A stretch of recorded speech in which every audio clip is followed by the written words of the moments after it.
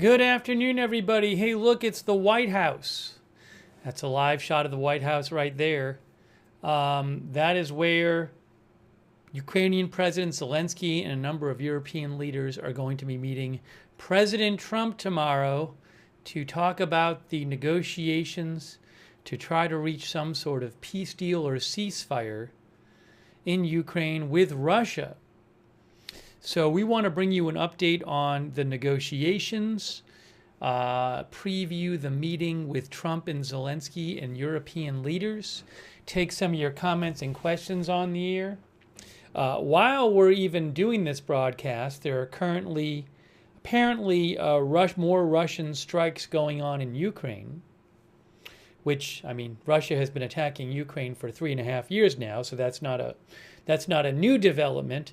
But that is going on. I'm looking at it right now. I'm looking at the Ukraine Air Force social media, where it says there are drones spotted in the north of Cherniv and Sumy regions heading southwest, drones in the south of Zaporizhia heading north, drones in the west of Kherson region heading for the Black Sea. High speed, I assume that's a missile target in the Kharkiv region heading west. People in Kharkiv are being told to go to their air raid shelters. That's going on right now. So the war continues. Again, current air raids in Ukraine right now. So we are going to bring you live updates here and let you know what's going on. I'll keep an eye on what's going on in Ukraine. But in case you were wondering if there's been a temporary stoppage of hostilities, that's not the case.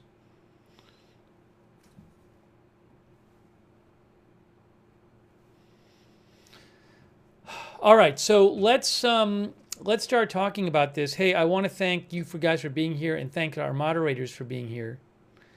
We have moderating right now. Janet B. and Ruth Krafasi are moderating over on YouTube. Thanks so much.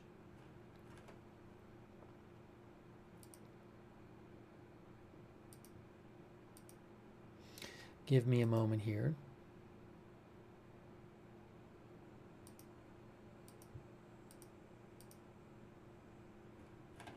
Also, Good Luck Duck, Matthew Kohai 3, McBritches moderating on Twitch. Oh, Danny James is there too, and Robert's May Queen. Thank you for moderating. Also, Linda Bell, Larry, Misha on X, and our Facebook moderators too. Want to shout out them.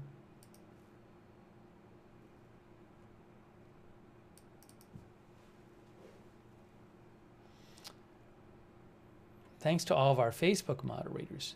All right, so I'm going to keep an eye on the updates from Ukraine. Again, parts of Ukraine are under an air alert for drone and missile attacks. So Truka Ukraine reports that, which is a Ukrainian news outlet, that there have been some explosions in Kharkiv. Again, Kharkiv, one of the areas apparently under air attack right now from Russia. That's going on right now.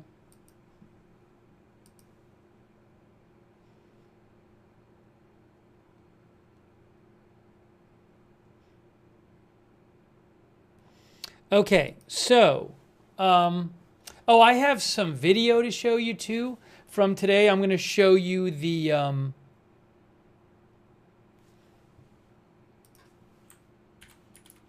I'm going to show you some of what Zelensky had to say today, some of what French President Macron had to say today, some of what the European Commission President Ursula von der Leyen had to say today. So we have some video for you as well.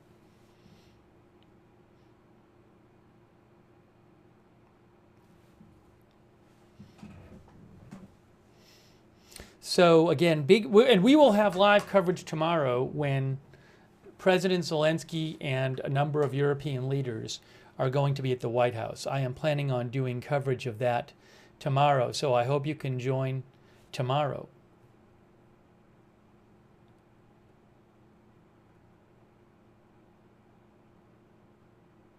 Our viewer Cristiano says, will Zelensky give parts of Ukraine or risk and lose it all in the future? Either way, they will lose something. One of our viewers said, there's people on the roof. Yes, you are right. I'm guessing that's security. That's what I would think.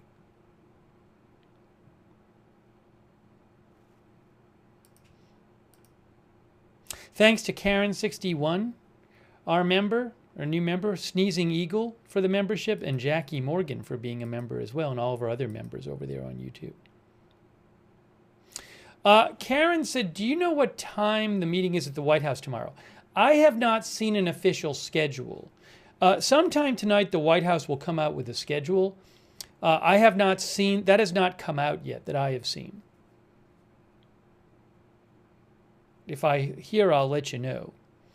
But again, I expect them to release a schedule tonight.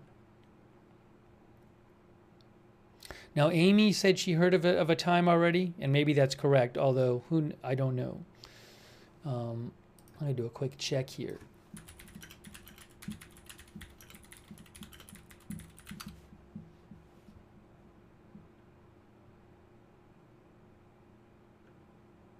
But again, I know there'll be a schedule coming out tonight, so we'll see what that says.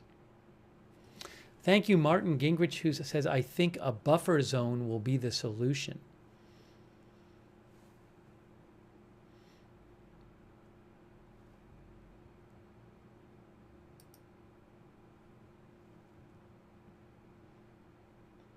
And thanks to PZ Papa Zulu.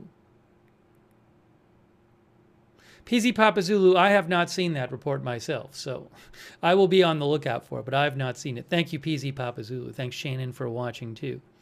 Okay, so let's start talking about this. I'm going to give you some updates that I'm seeing, and I'm going to be taking your comments on the air. I am seeing a report from Union, which is a Ukrainian outlet, saying that a apartment building in Kharkiv's industrial district has been hit by a Russian projectile. It seems to suggest a missile. There are casualties. Again, this is not new that Russia launches airstrikes on missile and drone strikes on Ukraine, but it's apparently happening right now.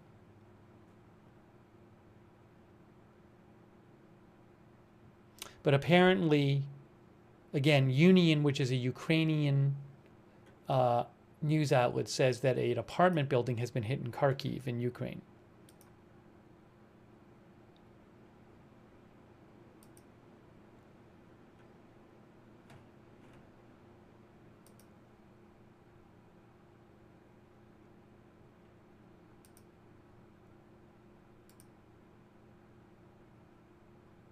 Yeah, also, Abaz Revitel, which is a Ukrainian news outlet, says that the mayor of Terekov reported that preliminary information says Russia hit an apartment building in the industrial district of Kharkiv with a ballistic missile, and there are casualties.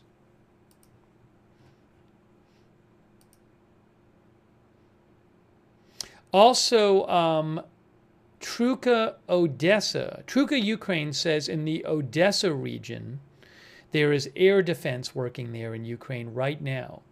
So again, it's interesting, the day before this, 2 days after the summit and the day before the day before Zelensky and European leaders meet with Trump, and while these negotiations are going on, Russia is launching more airstrikes right now, more missiles and drones at Ukraine. That is going on now.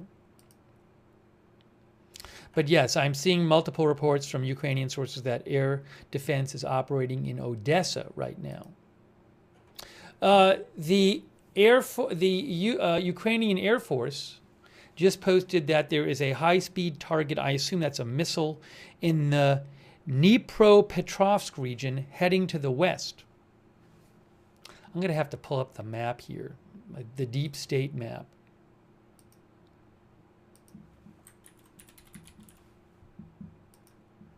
This is a very good map, by the way. This is a map by this group Deep State. I think they're in Ukraine. And they keep it updated. Hold on. Right here. Oops. You know what I have to do? I have to do something right now.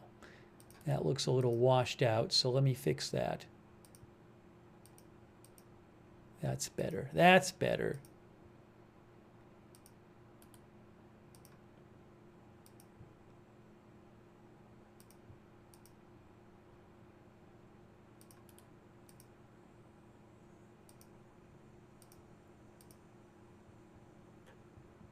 So the red there is the territory of Ukraine that Russia has occupied.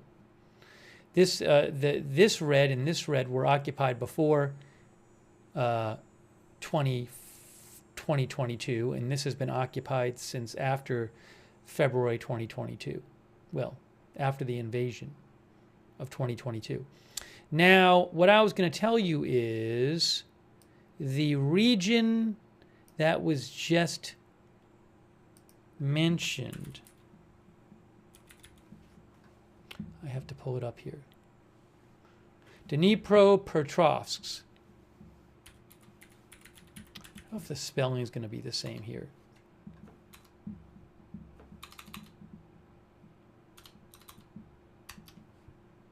See, now it's doing this.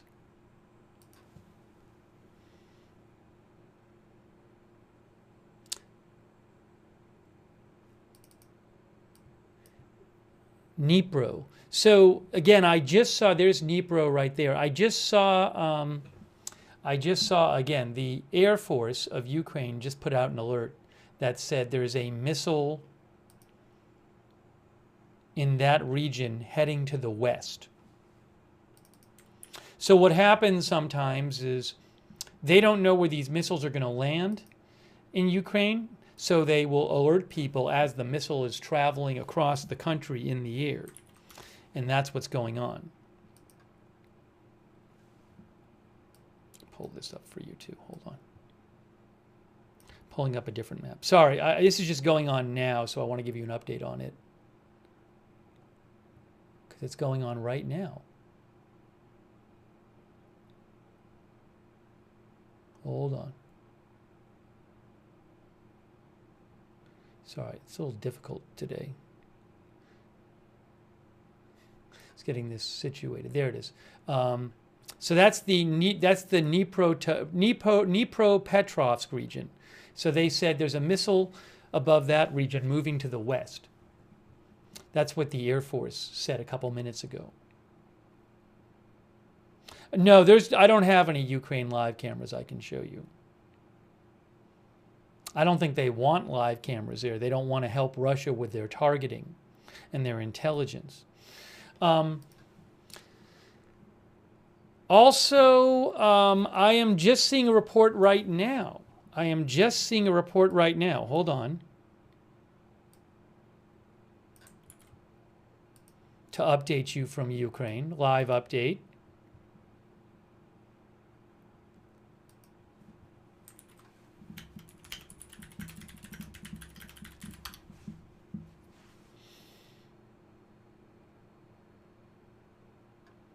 So I am seeing right now a new report from the Ukrainian Air Force, which says launches of precision bombs by Russian tactical aircraft. Maybe that's drones, I'm not sure. Or maybe they just mean that bombs are in the region. It says launches of KAB by enemy tactical aircraft in Zaporizhia region. So there are reports of bombs, precision weapons in the air in the Zaporizhia region right now. Again, ongoing. I didn't come on the air specifically to cover this, but there are ongoing Russian airstrikes in Ukraine right now. Ukraine is under air alert right now. The region I was just talking about, and multiple, that's Zaporizhia region down here. Maybe this will be better. No, that doesn't really help better. I like this better. That's Zaporizhia. Well, we want the region, not the city. No.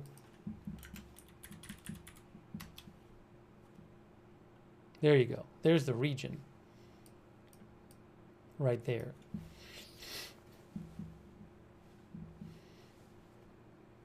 Big Mike says, doesn't sound like a ceasefire to me. Well, there has been no ceasefire agreed to.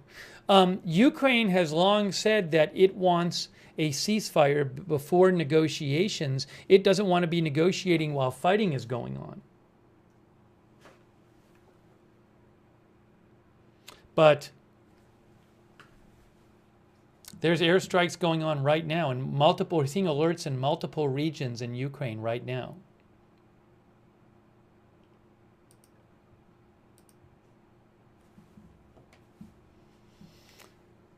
Let's see here. Abaz Revitel, Ukraine, reports that a missile hit in the Sumy region of Ukraine. There were no casualties, but there was damage. The details are being clarified. New report from the Ukrainian Air Force. Drones two reports from the Ukrainian Air Force right now. Russian drones are heading towards Zaporizhia region, and Russian drones from the Black Sea are moving along the border of Odessa and Mykolaiv regions heading north. So this was just in the last 2 minutes. The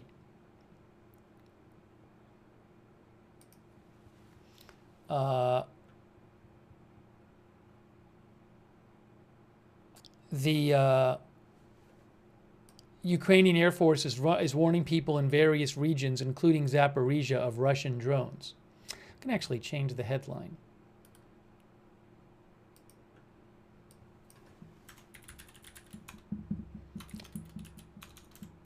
Russian drone and missile attacks ongoing in Ukraine now. Because that's what's happening. It's going on right now. Thank you, Chris Wilson, by the way. Thank you, Chris. I hope everybody stays safe there. Again, I'm telling you the alerts just as I'm seeing them. Thanks also to Lewis Carl for subscribing on Twitch. Sakam Baffer on Twitch. Thanks for your support as well. Calamity Jane says, this is a daily occurrence. Why is it suddenly news? Yeah, so I just said about 5 or 10 minutes ago, Calamity Jane, that these kind of attacks have been going on, but it's for years. But I certainly think it's significant that this is happening 2 days after the summit, while Russia and the U.S. and the Ukraine are supposed to be in a negotiating period, and literally a day before Zelensky and European leaders go to the White House. I mean, supposedly there's a big negotiation going on. So I certainly think it's newsworthy that there's a big Russian air attack going on the day before that happens.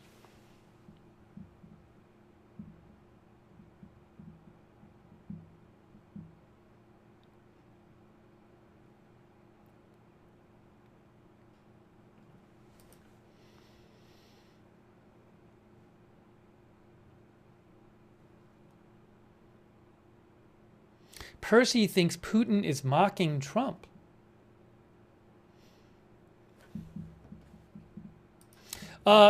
Odessa, the news outlet Truka Odessa says, Truka News says 15 drones preliminarily heading towards the Gulf. I don't know which Gulf they're talking about. I assume it's near Odessa. Also, they say 4 drones to Koblivo. So apparently some drones in the Odessa area.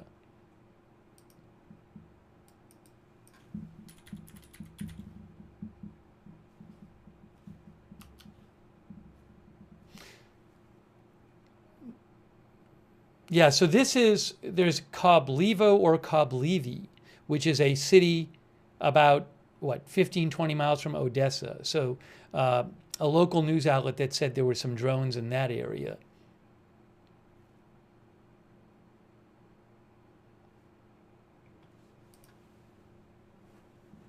Debbie Kriminger, our viewer, says, Putin never agreed to any ceasefire, so it continues until a ceasefire is agreed upon by all sides.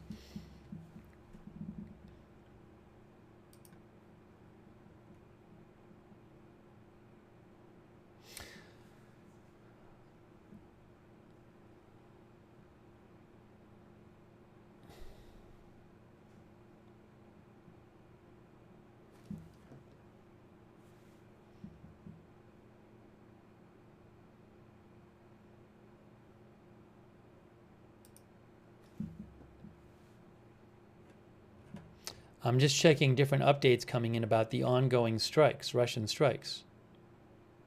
This account I follow, Kherson Nonfake, which is a big Telegram account.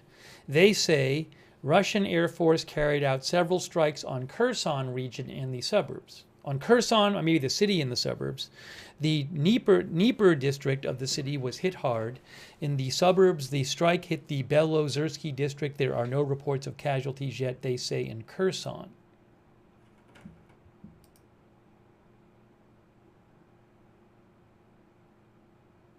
Again, I've seen Ukrainian sources report that, according to a local mayor, a apartment building was hit in Kharkiv with a missile, and that there are casualties, but the details of that are unclear.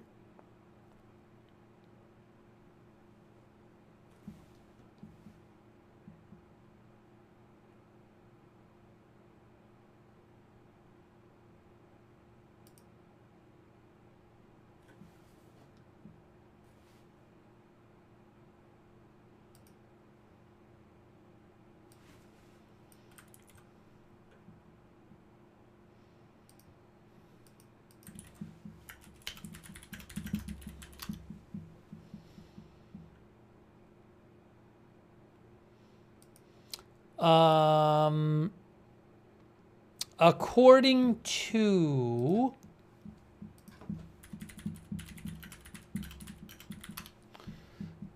Ukrainian national news agency Ukrinform, they say in the Sumy region, according to a local official, Russia launched a missile strike on civilian infrastructure, initially without casualties.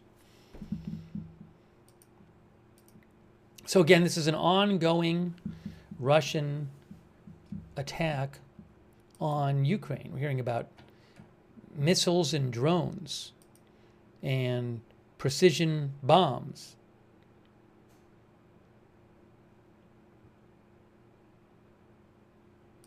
I just saw a new update from the Air Force of Ukraine. They tell people, do not ignore the air raid warning signal. Stay in safe places. They literally just posted that, the Ukrainian Air Force. Do not ignore the air raid warning signal. Stay in safe places.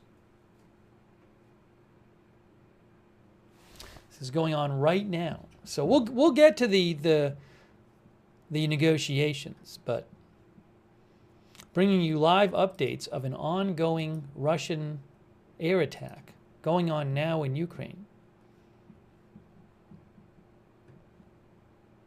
Josine says, never a good sign.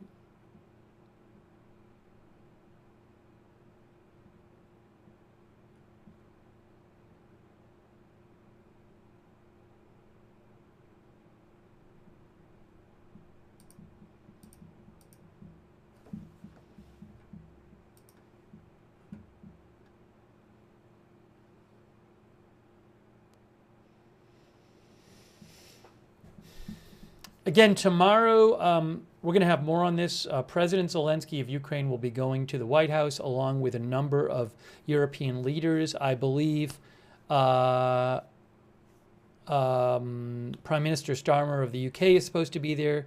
President Macron of France. I believe, is it Prime Minister Meloni of Italy? Am I getting that right? Meloni, I'm sorry, Meloni. Giorgia Meloni, Prime Minister of Italy, is supposed to be there. And others going to meet and talk about the negotiation with Russia at the White House tomorrow, which we will cover. I have an update for you.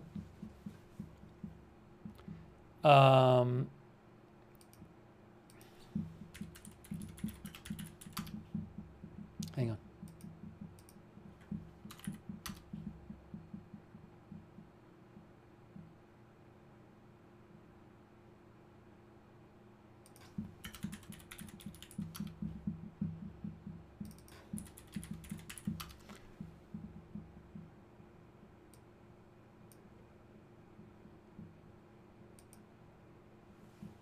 What is this?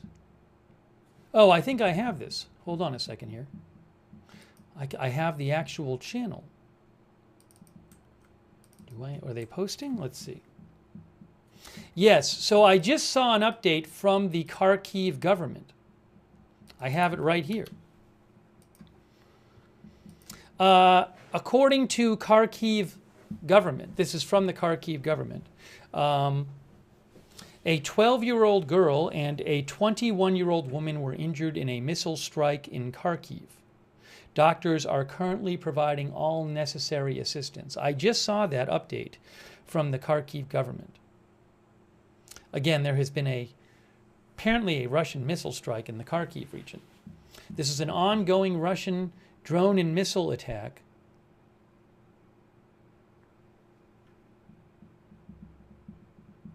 I don't even know if I should say it's because it's like drone, missile, and bomb attack. So I'll say air attacks.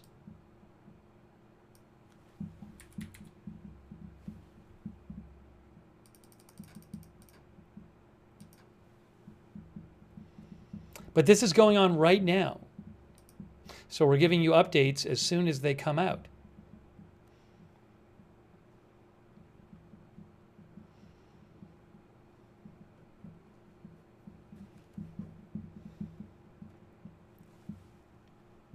Let me just show you this again. This is the, oops. This is the White, oops, that's not it. This is the White House, where they will be meeting tomorrow. It's a live shot of the White House.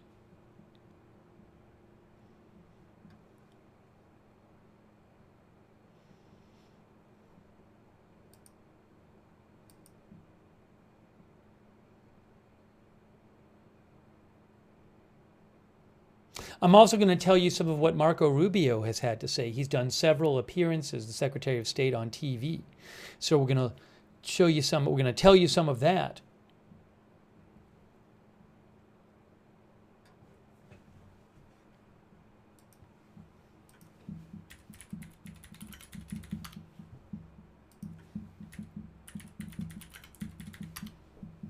Sorry if some of my pronunciations are incorrect.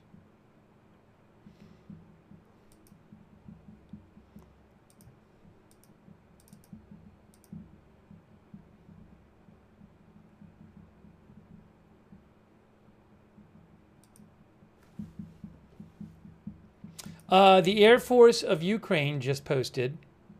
They said a drone in the Black Sea waters of the Odessa region is heading for Bilhorod Dnistrovsky. So what happens is the Ukrainian Air Force posts in real time the information they have where the threats are, so people know in the country. So they just posted about this right now.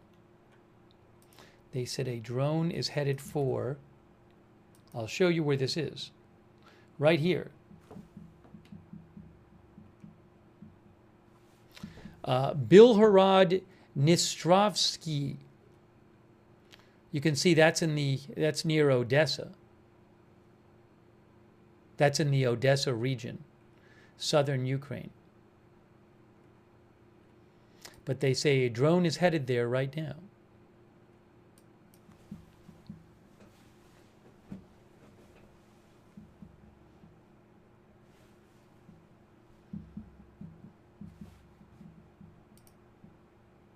They also say drones are in the north of the Chernihiv region, heading towards Chernihiv. Sorry, I'm getting confused as to what I'm showing you. Let's see, I got to pull the map up.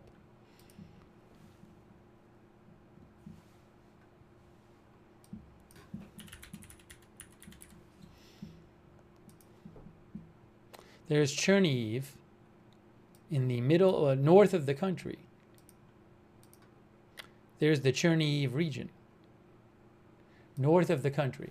So we're seeing various regions. We've heard about, just to name a few, missiles or drones or bombs in Kharkiv, Sumy, Chernihiv, Odessa, Zaporizhia, all these different regions of Ukraine.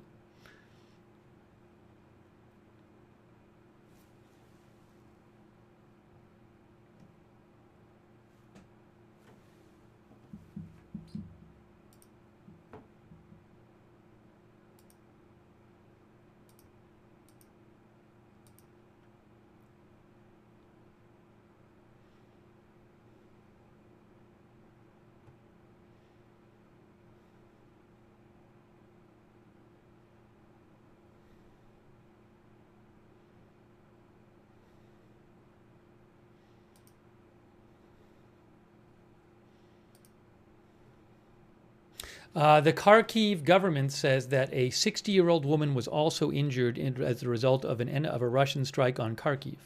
So they report a 12-year-old girl, a 21-year-old woman, and a 60-year-old woman injured as the result of a missile strike.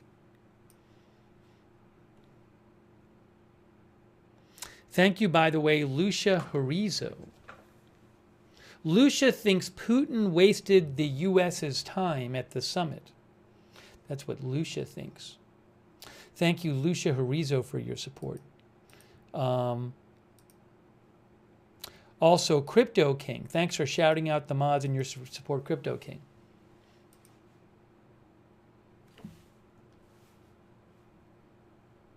So again, we didn't come on the air specifically to cover the air attacks, but it's a significant air attacks going on right now in Ukraine by Russia 2 days after the summit and the day before Zelensky and European leaders are going to the White House to meet with Trump. That is happening right now. I don't have any live cams of Ukraine that I can use. I don't have access to any of them. I'm pretty confident from everything I've heard, I remember hearing this, that the Ukrainian government doesn't like live cameras being up there because they would help Russia with targeting or intelligence about what was hit. That doesn't mean there might not be any, but I do not have access to any of them that I can show you. I can't steal things from other news outlets.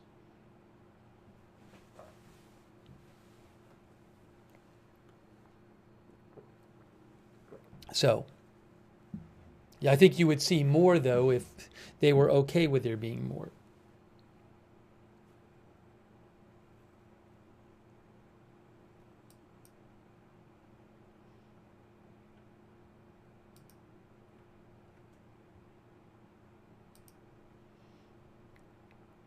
All right, let's talk. We'll talk about the meeting tomorrow, and I'll keep you updated on the ongoing strikes, because that is happening.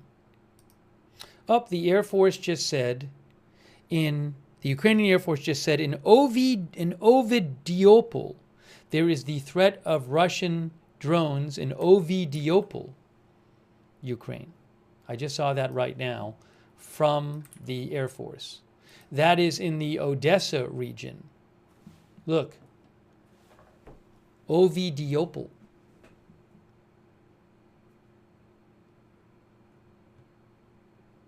Southern Ukraine.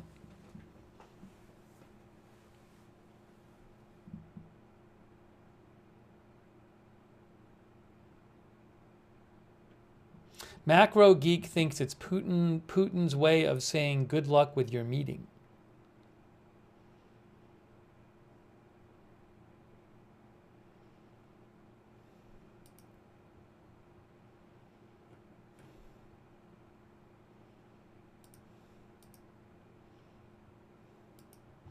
Look, you can see here European leaders to join Ukraine's Zelensky for meeting with Trump.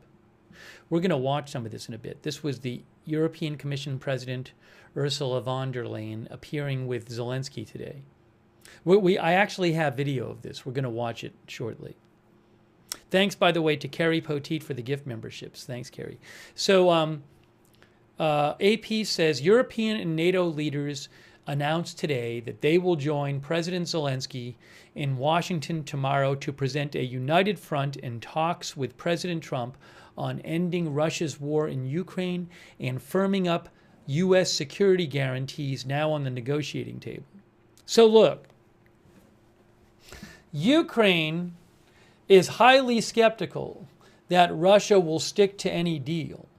Ukraine worries that Russia will say, we're going to make peace, and then, months from now or a year from now or 2 years from now or whatever, they just start attacking Ukraine again.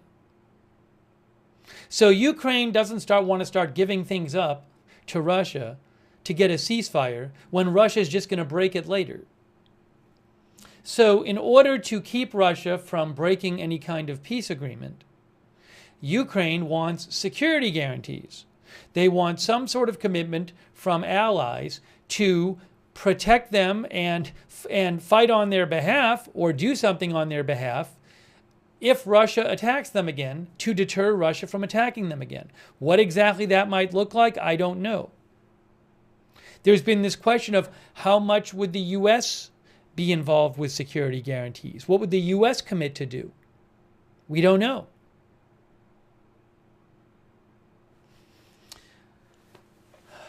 Leaders from Britain, France, Germany, Italy, and Finland are rallying around the Ukrainian president after his exclusion from Trump's summit on Friday with Russian President Putin. Their pledge to be at Zelensky's side at the White House on Monday is an apparent effort to ensure the meeting goes better than the last one in February, which I'm guessing you guys remember, when Trump berated Zelensky in a heated Oval Office encounter. A retired French general who used to represent France at the United Nations told AP that the Europeans are very afraid of the Oval Office scene being repeated, and so they want to support Mr. Zelensky to the hilt. He says it's a power struggle in a position of strength that might work with Trump. Putin agreed at his summit in a... here's something else that came out today. Is this true? I have no idea. Steve Lookner, who is Trump's special envoy, said today to CNN, he claims that Putin agreed at the summit with Trump that the U.S. and its European allies could offer Ukraine a security guarantee resembling NATO's collective defense mandate as part of an eventual deal. Now, I don't know if that's true, and that doesn't get into a lot of details. Putin could have said, in theory, I'm fine with you saying you'll help Ukraine if we attack them, if you give us everything else we want. Or Putin could have said, I'm fine with you having some kind of security agreement with Ukraine, as long as you don't put as long as you don't actually have any troops in Ukraine and you stop supplying them with any weapons. You know what I'm saying? So that in itself is not very specific.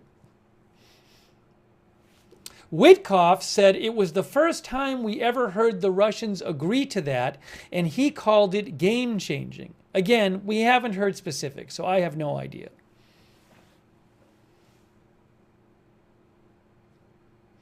Later, French President Macron said the European delegation will ask Trump to back plans they drafted to beef up Ukraine's armed forces, already Europe's largest outside of Russia, with more training and equipment to secure any peace. Macron said we need a credible format for the Ukrainian army. That's the first point, and say we Europeans and Americans how we'll train them, equip them, and finance this effort in the long term. The European drafted plans also envision an allied force in Ukraine away from the front lines. Allied troops in Ukraine away from the front lines to reassure Ukraine that peace will hold and to dissuade another Russian invasion, Macron said. Macron spoke after a nearly 2-hour video call with nations in Europe and further afield, including Canada, Australia, and Japan, that are involved in the so-called coalition of the willing. Macron said the several thousand allied men on the ground in Ukraine in the zone of peace would signal that our fates are linked. This is what we must discuss with the Americans. Who is ready to do that? Macron said.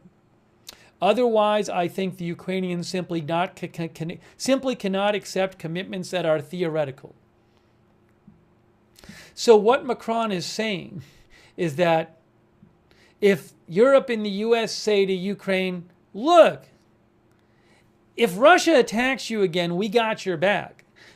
Ukraine's not going to think that's good enough. We got your back. They're going to need something more concrete than that.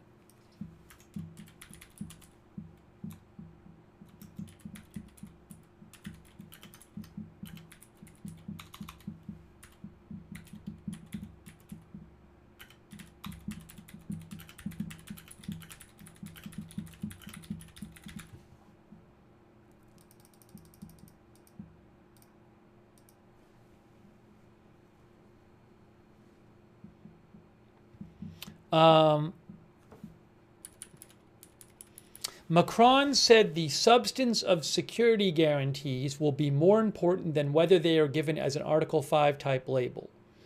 A theoretical article isn't enough. The question is one of substance. This is just what I was talking about before. We must start out by saying that the first of the security guarantees for Ukraine is a strong Ukrainian army.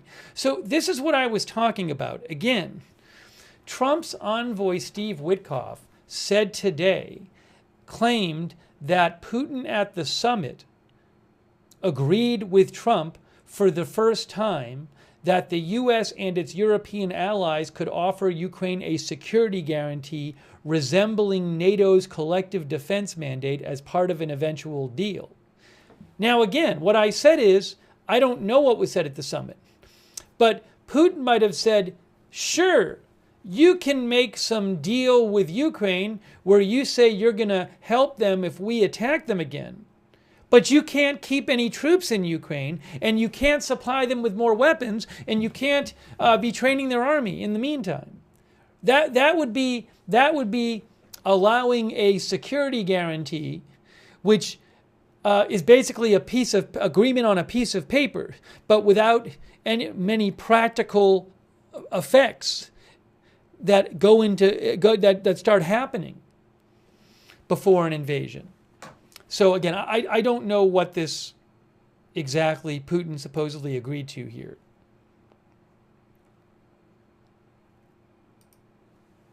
Our viewer Joka Buju says, we told them that once before for giving up the nukes.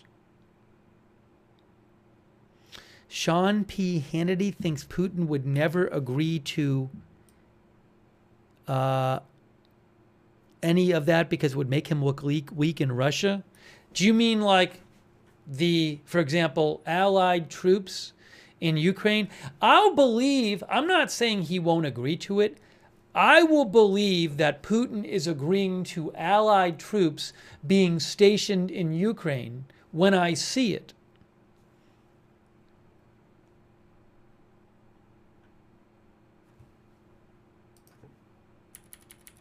The European Commission President Ursula von der Leyen said at a news conference in Brussels today with Zelensky that we welcome President Trump's willingness to contribute to Article 5-like security guarantees for Ukraine, and the coalition of the willing, including the European Union, is ready to do its share. Article 5 is part of the NATO pact where the countries agree to defend each other if they're attacked.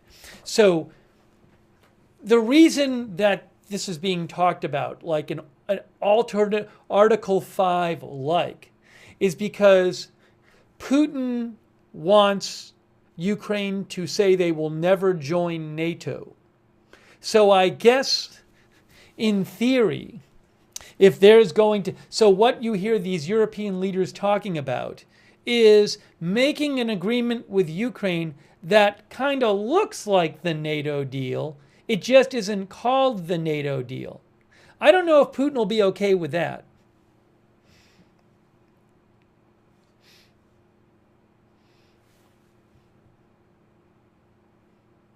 Along with the European Commission head and Macron, British Prime Minister Starmer, German Chancellor Merz, Italian Premier Meloni, and Finnish President Stubb also say they will go to the White House tomorrow and take part in the talks, as will Secretary General of NATO Military Alliance, Mark Rutte.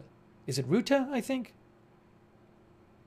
The European leaders' support could help ease concerns in Kyiv and other European capitals that Ukraine risks being railroaded into a peace deal.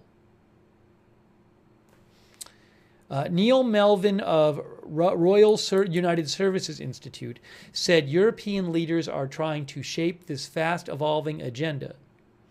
After the Alaska summit, the idea of a ceasefire appears all but abandoned. That means some kind of temporary ceasefire, which would allowing for further negotiations. President Trump, he says he just wants to go straight to a peace deal that ends the war now. With the narrative shifting towards Putin's agenda of ensuring Ukraine does not join NATO or even the EU. Secretary of State Rubio said on Meet the Press today that a possible ceasefire is not off the table, but that the best way to end the war would be through a full peace deal. Putin has implied that he sees Europe as a hindrance to negotiations. He has also resisted meeting Zelensky in person, saying that such a meeting can only take place once the groundwork for a peace deal has been laid. After the summit, Putin raised the idea that Kyiv and other European capitals could create obstacles to derail potential progress with what he called behind-the-scenes intrigue.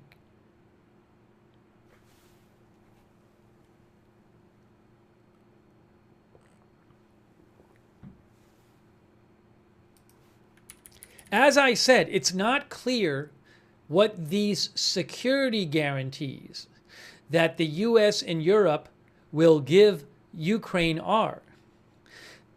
Can the U.S. and Europe give security guarantees to Ukraine which are strong enough to satisfy Ukraine that they're not going to be left hanging and left alone if Russia attacks them again, but also are weak enough that Putin would allow it? Obviously, the U.S. and Europe could make Ukraine feel safe about a deal if they put a huge armed force right on the border with Russia in Ukraine. But Putin won't allow that. On the other hand, Putin might be fine with Russia, with the Europe and Trump signing a piece of paper saying, okay, Ukraine, we'll help you if Russia attacks you again, but Ukraine's not going to be happy with them just signing a piece of paper. So, is there some in-the-middle type of security guarantee which makes Ukraine feel secure that they are protected in the case of Russia breaking a peace treaty, but that Putin can also allow, or will also allow? I'm not sure. That's a big question, isn't it? AP says details remain hazy on what Article 5-like, NATO-like security guarantees from the U.S. and Europe would entail for Ukraine. It could mirror NATO membership terms in which an attack on one member of the alliance is seen as an attack on all.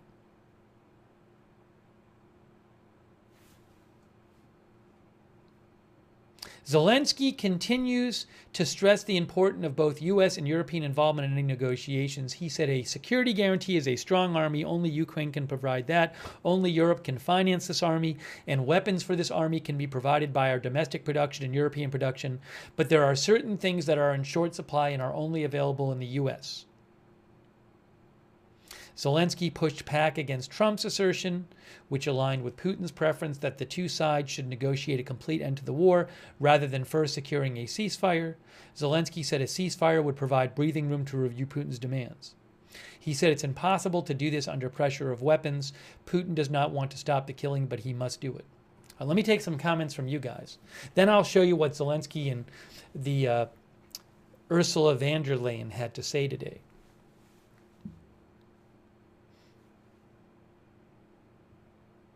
Hang on a second here.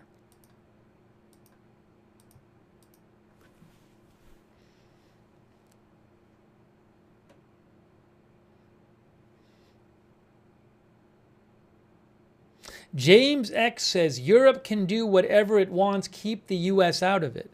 Well, the problem is, if the U.S. doesn't commit to supporting Ukraine, if they're attacked again by Russia after a peace deal, Ukraine might not feel that they're safe and might not feel secure in signing any peace deal.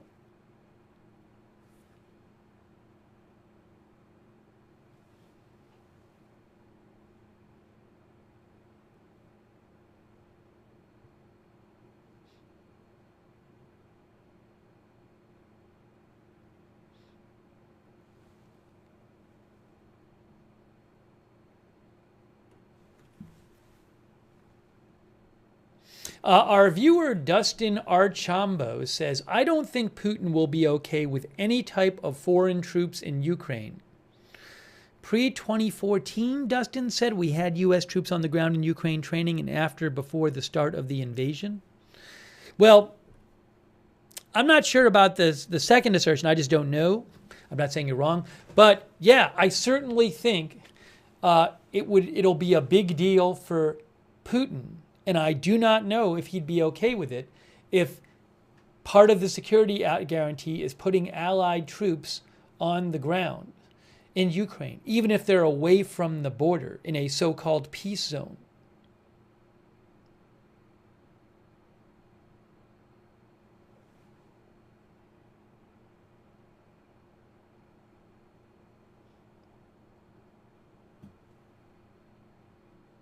Clementine says Putin wants the land and he won't stop. Just saying. There are legitimate questions about whatever deal Putin might sign. If he does he stick to it? And look, again, this is the big worry that Ukraine wants to protect themselves against. Thanks to Ross Reynolds for your support. Ross thinks Putin should add that Ukraine needs to hold an election and get rid of Zelensky, who was put in by the USA. That's what Ross says. Well, that sounds like a Putin-style view. I think Putin would like to. Putin certainly is no fan of Zelensky. There's lots of analysis says out there that Putin actually would love to make Ukraine into a state that was very pro-Russia and get rid of its government. I don't think that's something that Ukrainians in general would be supportive of. But that certainly is something that I think Putin would be supportive of. And there's lots of analysis saying that Putin would like to do that. But, you know, that obviously would be a demand that the Ukrainian leadership would not agree to. But maybe Putin will insist on such a demand.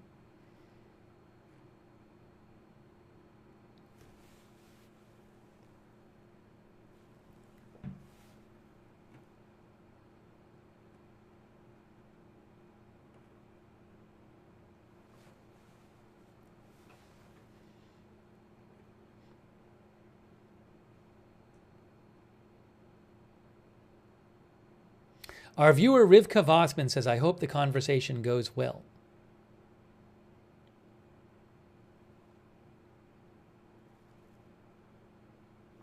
You know what we'll do? We'll do a quick poll right now.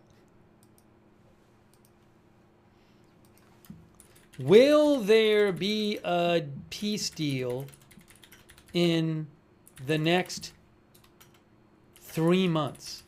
How's that? That's our poll question. Will there be a peace deal in the next... What happened here? Will there be a peace deal in the next 3 months? All right, I just posted it on YouTube. I'm posting it on Twitch now.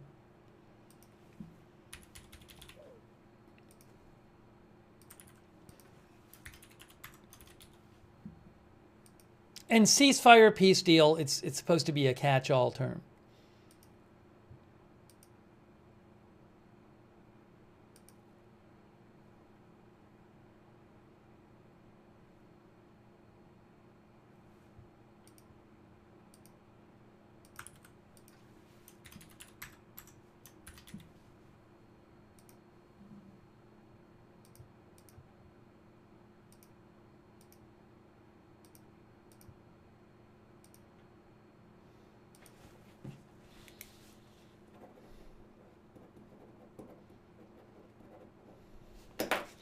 All right, so I asked you guys, I said, will there be a peace deal in the next 3 months? Here's what our viewers are saying.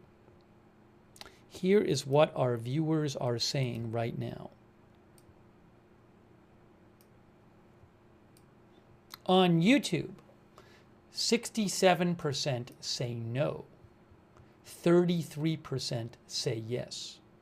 On Facebook right now, 60% say no, 40% say yes. And on Twitch, let's see what they have to say.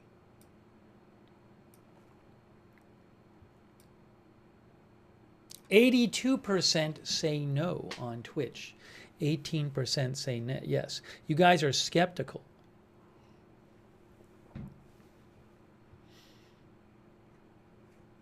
Austin Batman says it matches the poll taken on Friday. Did we? I don't think we asked this exact question on Friday, though. I think we asked on Friday whether there would be, I think, a deal announced. But I don't even think we asked that. I don't remember. Austin, I don't think we asked this exact one, though. Oops, sorry. Hold on a second here. I made this disappear. There we go. Sorry. Hey, a quick thanks, by the way, to Ross Reynolds. Oh, I thanked Ross. Thanks, Ross. Thanks, actually, Dan. Dan thinks nobody's hurting badly enough to say yes to any of the major peace ideas I've seen yet, in my opinion. So it sounds like actually Dan thinks there's not going to be a deal yet. Thanks, actually, Dan. Also, thanks to DS for the memberships. Also, PZ Papa Zulu. And Guy from the 207. Thanks for the bits. Guy from the 207 says, don't worry, if Putin doesn't agree to a ceasefire, there will be severe consequences. He's referring to something Trump said before the summit. At this point, we're not seeing any sign that Trump is going to impose new secondary sanctions or something like that.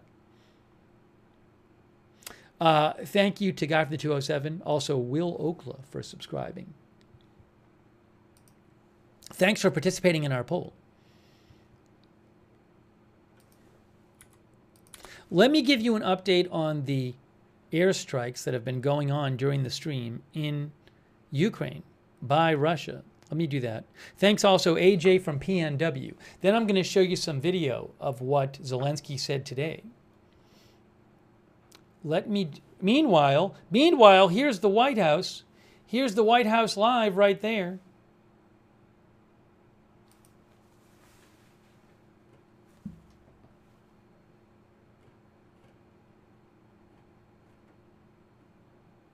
Okay, according to the Ukrainian Air Force, they say that there are drones in the Kharkiv and Sumy regions heading to the southwest. So drones still in the air in Ukraine. They say in Velika Balka, Nerubaisko, and Usatov, there is the threat of drones. They also say in Radizny and Velky Dalnik, there's the threat of drones, of Russian drones, strike drones. Also in Odessa region, threat of drones.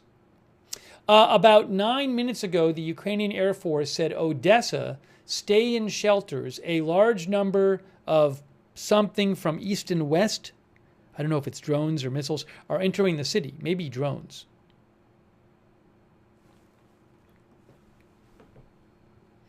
An Odessa news outlet, Truka Odessa, reports that drones are being shot down in the Odessa region and that there are 12 to 14 more drones left in the Odessa area. I don't know if that's the city or the region, but they just posted about a minute ago, Truka Odessa, that there are 12 to 14 more drones left. And they say that air defense has been working in the Odessa area to shoot them down. This is going on now.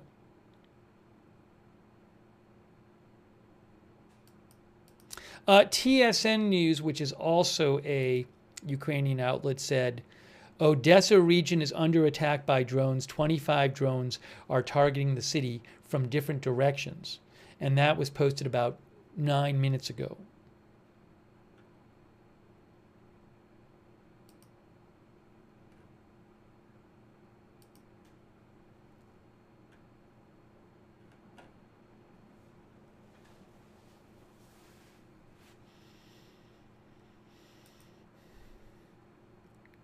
So that is going on now, guys. That is going on now.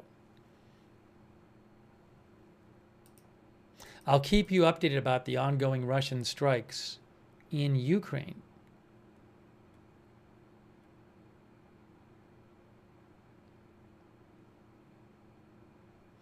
Maria Advida, who is an analyst who specializes in Ukraine and Russia, who I follow on X, she says, this is her analysis, she says before every important talk, Russia bombs Ukrainian cities. Tonight, she points out a number of cities have been attacked. She thinks talks mean nothing to Russia. They will continue the war. Only strength speaks to Putin. That's what she thinks.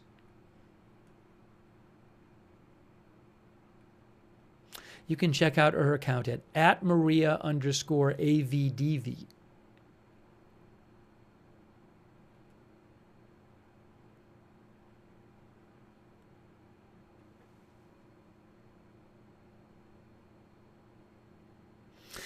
HMN, our viewer on Twitch, agrees. Our viewer on X agrees with her. Our viewer, I'm Not a Cat, says agree.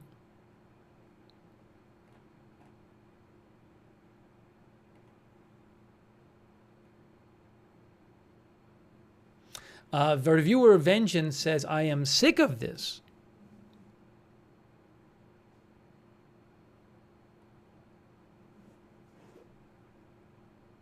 No, Ventura Highway, the polls are not on X when we do them, I'm sorry. It's I don't want to post a new post for it, and there's no way to like put it in the broadcast, I don't believe, like I can do on the other platforms. So I'm sorry about that.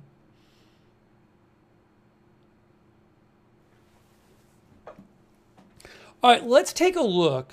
What I want to do is show you some video from today. Okay?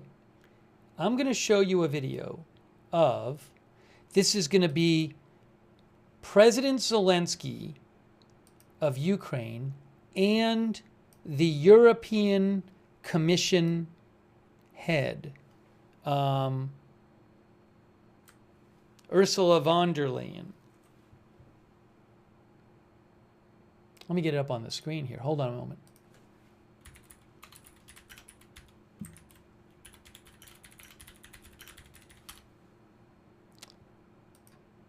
Ursula von der Leyen, President of the European Commission. Sorry if I'm pronouncing her name wrong. How does Wikipedia say it's pronounced? Let's see. Can't even hear it. Ursula von der Leyen. Ursula von der Leyen. Von der Leyen. Okay, that's according to Wikipedia.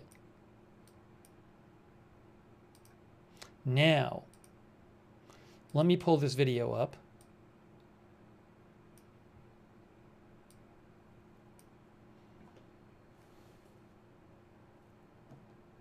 Okay, So this is going to be earlier today. You're going to see, this is video from earlier today, Ursula von der Leyen and President Zelensky. Let me just forward it here. There they are. There they are. Look.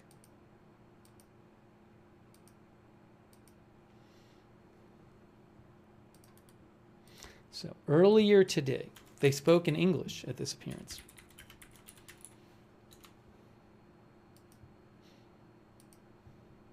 Oopsie. Okay, so it says earlier today, you can see that, so there's no confusion. And what I need to do, the last thing before playing it,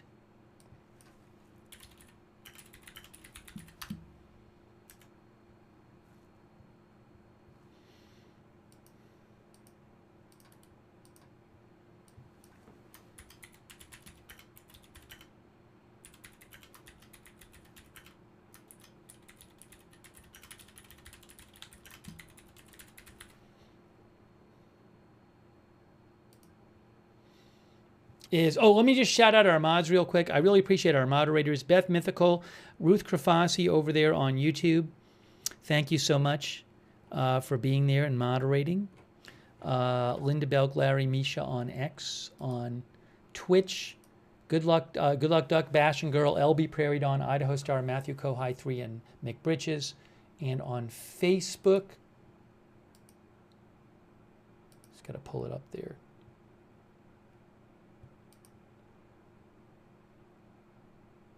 Kay Lowry Body is moderating. Thanks, Kay. Margaret Riley as well. And thanks so much to Wicked Code for the memberships. Thank you, Wicked Code. Also, Lucia Herezo. Yeah, I'll show you what Trump has posted some stuff on social media. So I'll talk about that after. And also I'll say a little bit about what, we'll see some of what Marco Rubio said today.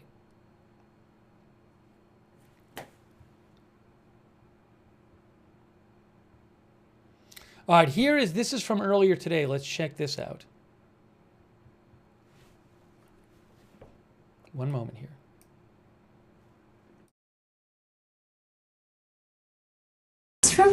We are here with the President of the European Commission, Ursula von der Leyen, and the President of Ukraine, Volodymyr Zelensky, for a press point following their bilateral meeting. Yes. President. Thank you very much, Mr. President, dear Volodymyr. What a pleasure to welcome you back to Brussels. I'm very pleased to be here with you today for our bilateral meeting that we just had, but also... Hang on one second. I can fix this. There's a little bit of an issue with the sync. Isn't the sync off?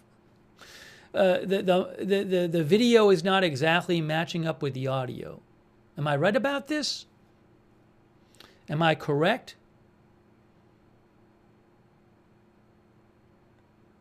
It's weird. There's a little bit of a technical issue going on, and I can't play the video like I normally would like to. Oh, you know what I'm going to do? I'll fix it this way, because it gets a little weird when I sometimes. Let me do it. I can definitely fix it. I don't want to take 10 minutes to fix it. I'm trying to think of maybe I can fix it the easier way, but I can fix it in a way where the video will be slightly less, I had it fixed last night, but it can sometimes get off. Where it can be, the video can be slightly less good quality if I do it this way. Let's try it this way. So if I do it this way, give me a moment. It'll annoy me.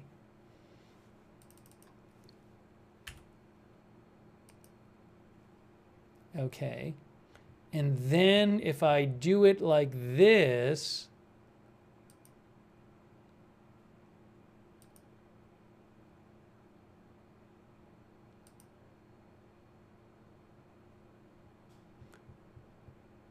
is this going to work? I hope it works.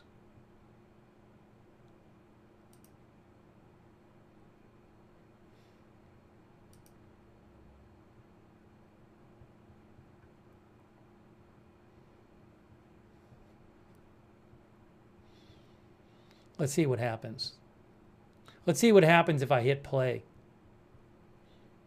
It's a big adventure. Also, see that coalition. Hold on. One moment here. I think it'll be fixed now. Let's try this. And of course, I'm very glad that I'm able.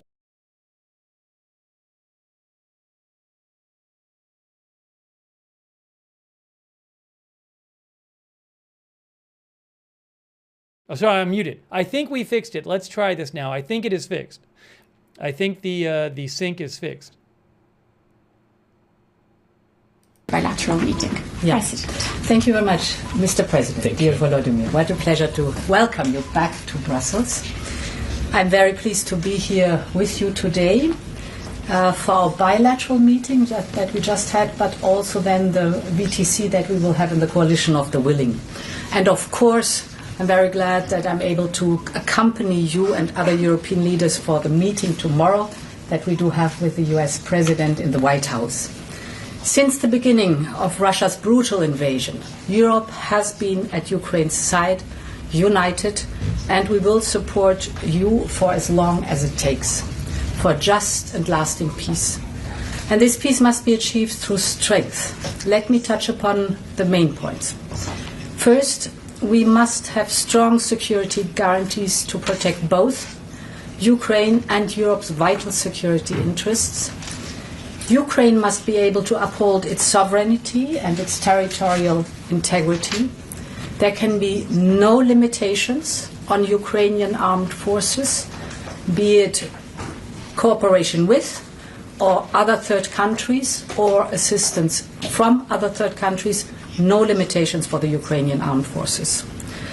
As I've often said, Ukraine must become a steel porcupine, undigestible for potential invaders.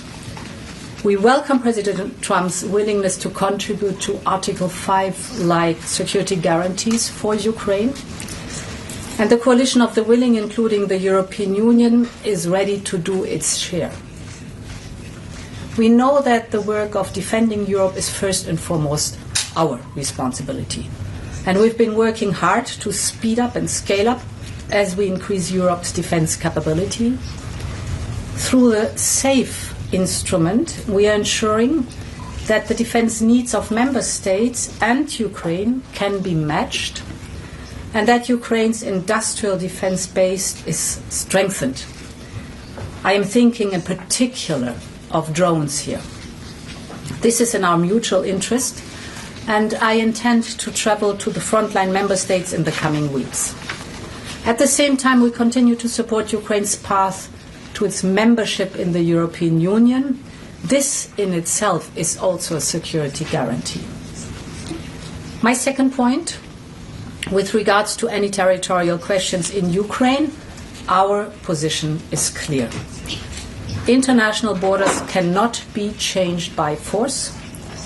These are decisions to be made by Ukraine and Ukraine alone. And these decisions cannot be taken without Ukraine at the table. My third and final point, as long as the bloodshed in Ukraine continues, Europe will maintain diplomatic and in particular economic pressure on Russia. We will continue to strengthen sanctions. We have adopted 18 packages so far, and we are advancing preparation for the 19th. This package will be forthcoming in early September. We know that sanctions are effective. We have already put Russia's immobilized assets to work for the benefit of Ukraine, and we will continue to put pressure on Russia's war economy to bring President Putin to the negotiation table.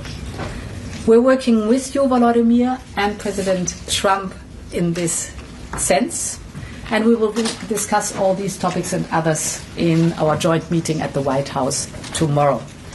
These are challenging times. Only Ukraine can choose its own destiny, but Ukraine can always count on Europe. Thank you so much. Thanks so much. Thank you so much. Dear Ursula, thank you for your support. Thank you for this day. It's very important for all your support from the very beginning of this war. And it's very important that you are with us and that we speak to America and we speak together.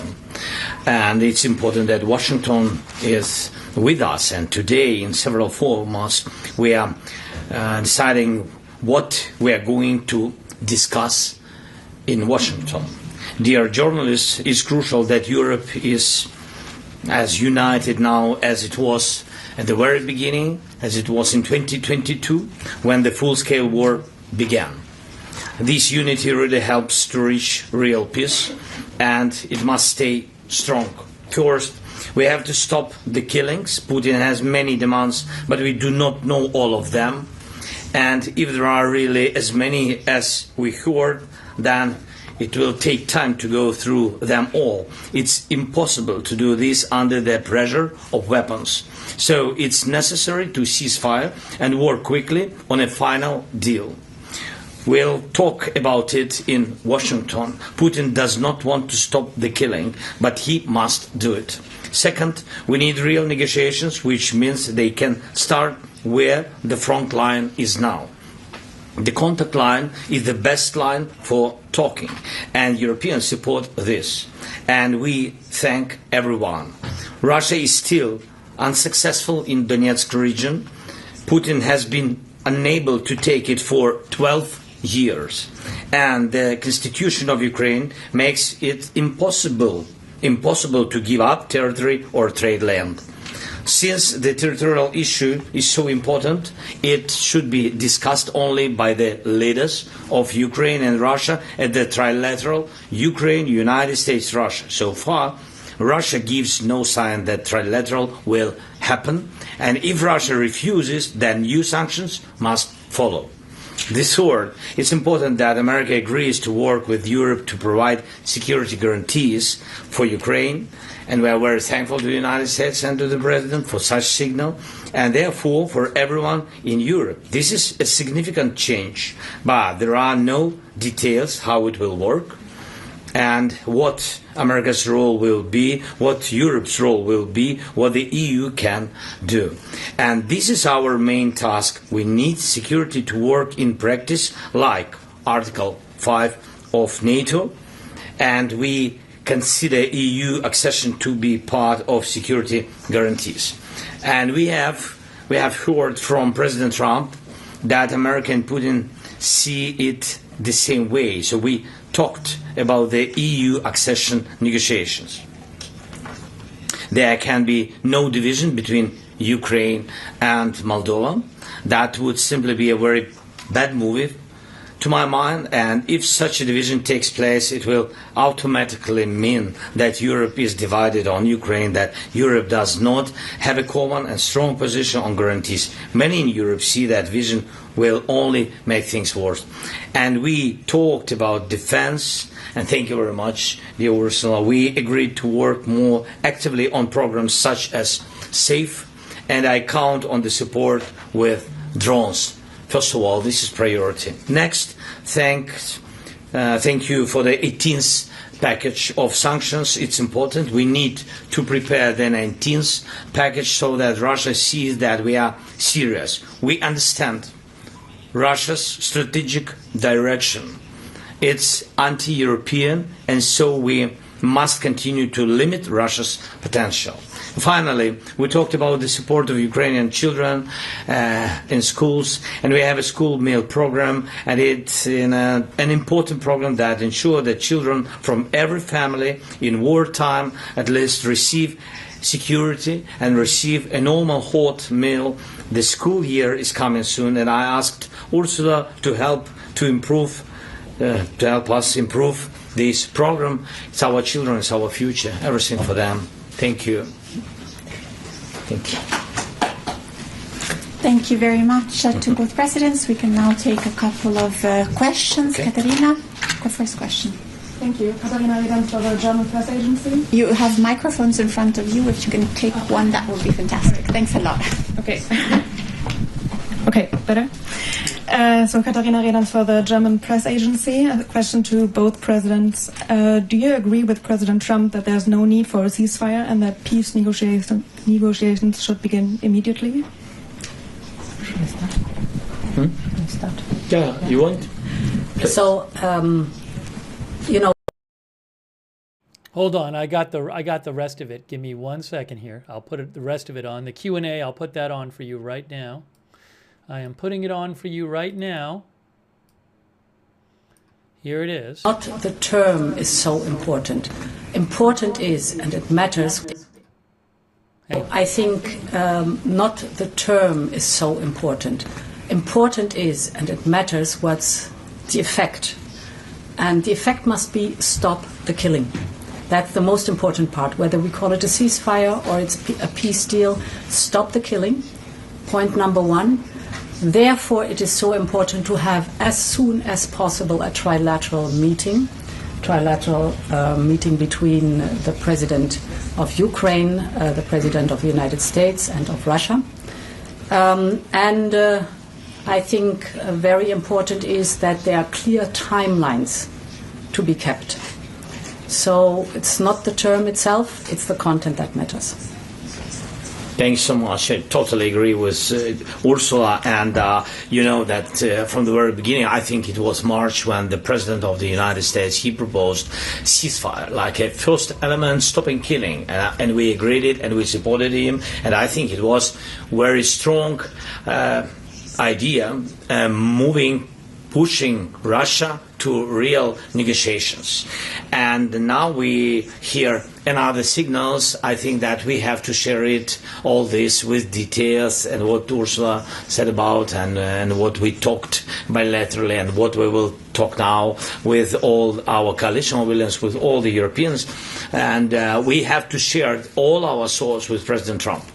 We need United States on our side. And I think that President Trump shared that we will need peace, but steps to this peace. We need, right, correct steps to have lasting peace. To stop Putin, it means not to make a pause in this war. Stop and have a lasting peace. Yeah, for all of us. Thank you.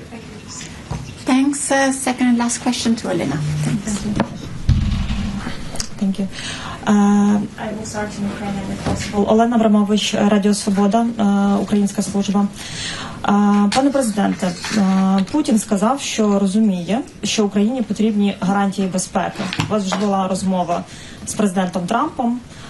Скажіть, чи озвучив він бачення Росії щодо гарантій безпеки для України, які прийнятні для Росії, так? І які гарантії безпеки, власне, прийнятні для України? Чи досі ми говоримо про troops on the ground, тобто війська певні, чи це ця 5 стаття, якщо можете пояснити ваше бачення, як це може виглядати? І коротке просто, як у вас настрій, чи нема перестроги, що в Білому домі може все піти так само, як було 28 лютого? Дякую. I'm sorry, if I may also to the Madam President, another question. I think we're good with one because we have a call soon. Very quickly. Дякую. Can I answer Ukrainian? Yep. Дякую. Дякую за запитання. Передусім, я не знаю, про що реально говорили Путін і президент Трамп. І я хочу, щоб багато деталей президент Трамп сказав мені, потім європейським лідерам. І те, що президент Трамп сказав сигнал про гарантії безпеки, для мене це набагато важливіше, ніж думки Путіна, тому що Путін нам не дасть ніяких гарантій безпеки. I didn't realize that this question and answer was not in English, so I apologize about that. I don't know if they say any more English before the end. This is just about the end of the appearance. So I'll see. Hang on. Європейське виробництво, чи є трупсон сучасний, на них ми знали, готові говорити. І в гарному сенсі. Mr. President, do you have Apologies. Sorry. If We go. you Thank allow you so me, much. the presidents have a Bye-bye. meeting now. Thank you. Thank you. All right, so that was today. That was the European Commission President and President Putin, von der Leyen, and President Zelensky of Ukraine. So you got to hear from them. Okay. And then, hold on a second here.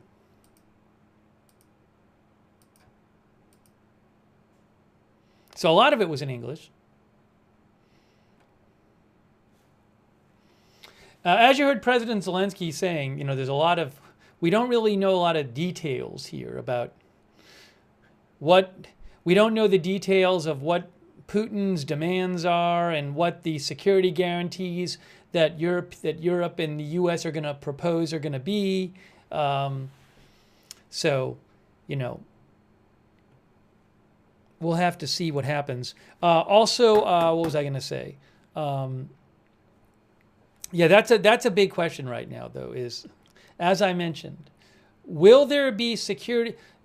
Ukraine does not want to sign some sort of deal with Russia where they give something up in exchange for Russia stopping attacking them, and then a year later Russia attacks them again. So Ukraine wants security guarantees that they want some, whatever those that will deter Russia from attacking them. Maybe Ukraine they certainly want funding and weaponry for their armed forces from Europe and the U.S. I'm guessing Ukraine might want some sort of allied force of troops in the country, maybe away from the front lines, but just as a signal to Russia that, hey, there's actually allied troops here if you start attacking us. Is there a world in which the security guarantees will be enough to make Ukraine feel safe and at the same time be something that Putin would be okay with? I have no idea. Also, they talked about, what are the borders? Where does the negotiation start over territory? There are reports saying that Putin wants Ukraine to give up some territory that they still control. For example, there are reports that Russia wants Ukraine to give up all of the Donetsk region, some of which Ukraine forces are still in control of. And you heard Zelensky say, no, we want the starting point of negotiations to be the actual front line now. So when he's saying that, he's saying, no, we're not going to give you territory that you don't even control now. So those were some of the things they discussed. In a second, I'm going to play some of what Macron had today. There's a short appearance from President Macron of France. But Ursula von der Leyen, by the way, both of them, Zelensky and von der Leyen, will be at the White House tomorrow. Speaking of the White House, here's the White House. Let me put it on the screen for you. Speaking of the White House. That's not earlier today, that's live.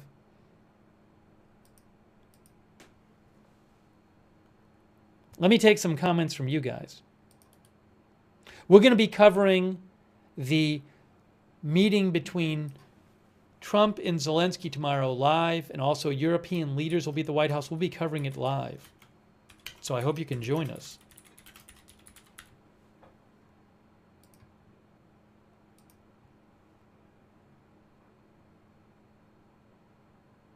Oops. Let me read some of your comments here.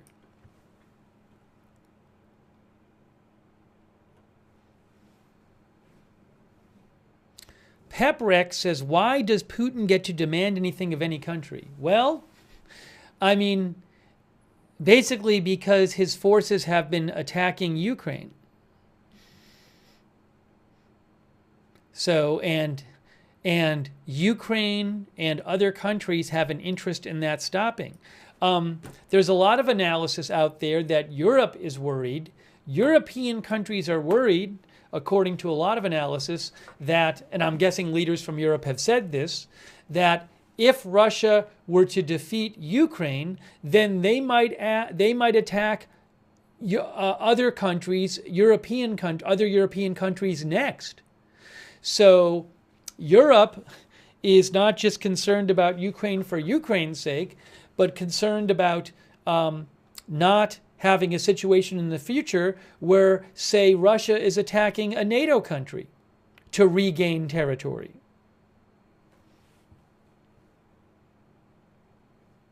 Monker says, like the Baltic states.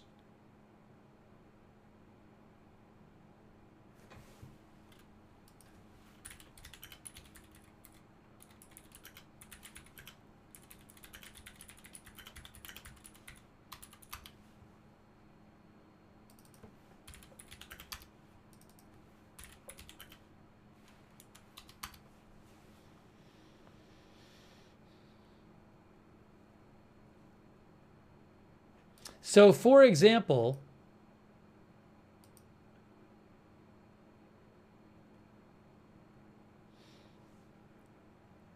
Estonia, Latvia, and Lithuania, I believe, were all in, they're the Baltics. I believe they were all in the USSR, and I believe they're all in NATO, if I have that right.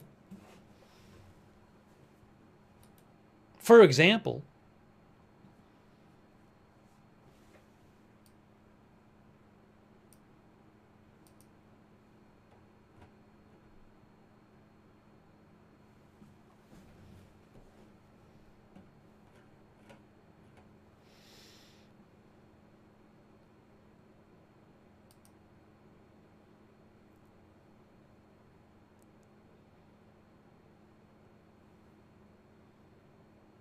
Callie Raven, our viewer, thinks Poland is afraid of a takeover from Russia.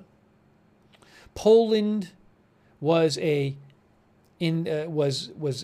country in the USSR sphere of influence, was in a military alliance with the USSR, and then joined NATO.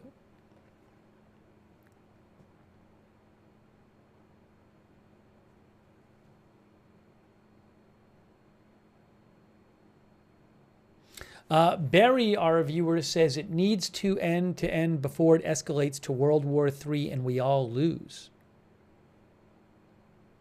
You know, something to keep in mind here is what happens. I mean, Ukraine is not going to make a deal without some sort of security guarantees from Europe and the US. They are going to want Europe and the US in some form to commit to defending Ukraine if they make a deal with Russia and then Russia breaks the deal and attacks them again. So, what happened? Now, this has got to be a significant concern. What happens if there is some deal where Europe and the US agree to defend Ukraine if Russia breaks the deal, and then Putin says to himself, you know what? I don't think they're going to defend them really. And then Putin breaks the deal. What happens then? This is not a crazy, far out scenario. I would assume if there is a deal, there will be some sort of agreement by allied countries to defend Ukraine. And I assume that Putin would consider seriously, if he thought they were not going to really be up to it, attacking again. So what happens then? Sir Coffee says World War III. Again, this is not a crazy scenario, given where things seem to be headed.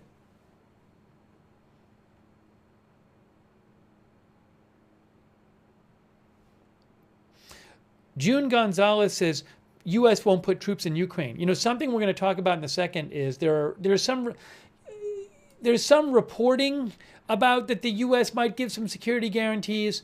It's not clear yet what the U.S. is going to offer. Jebediah, you can email at the channel email address, agendafreetv@gmail.com.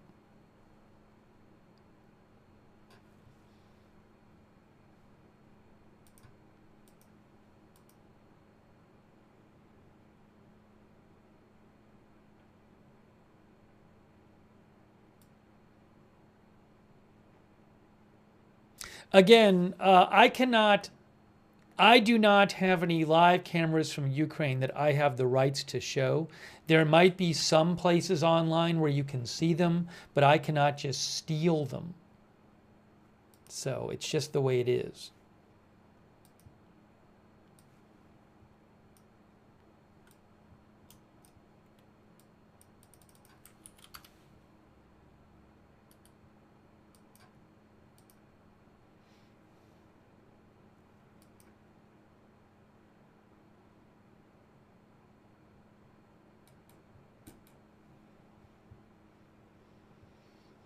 Hey, I'm checking some other things that have happened and that people have been sending me. Howie says, is Ukraine really Ukraine if everybody else has to defend it? I mean, that's just a certain viewpoint you might have. You might think that countries are only countries if they can defend themselves from every other country. That's a different version of the prevailing version of world borders right now. Now, you might think that's how it should be. The world would be a very different place if that were the case. Most countries in the world could not in theory defend themselves if they were attacked by, say, one of the world's nuclear powers. So, again, it's up to humans to decide what they think what constitutes a legitimate country. But if you think a country only is a legitimate country if it can defend itself from any other country, I'm guessing you think there's probably about 4 legitimate countries in the world. Or something like that.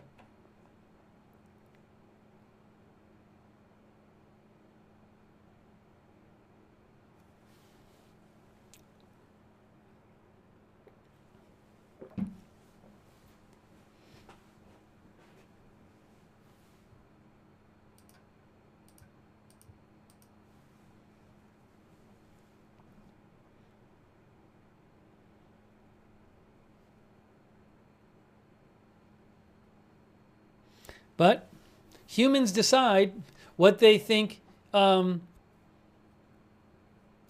they think a nation is and what nations are entitled to. So many people in the world, in recent world history, many people in the world have felt that a country's borders are sacrosanct, and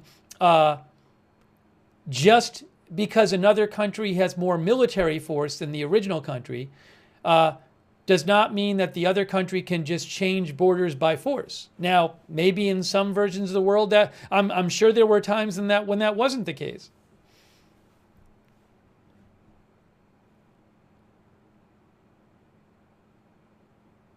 Cut the BS, our viewer writes in and says, is history repeating itself as in the Munich Agreement with Hitler? Europe beware. So Cut the BS is worried that there will be an agreement made with Russia and then Russia will continue attacking in the future. I believe that's what Cut the BS is saying.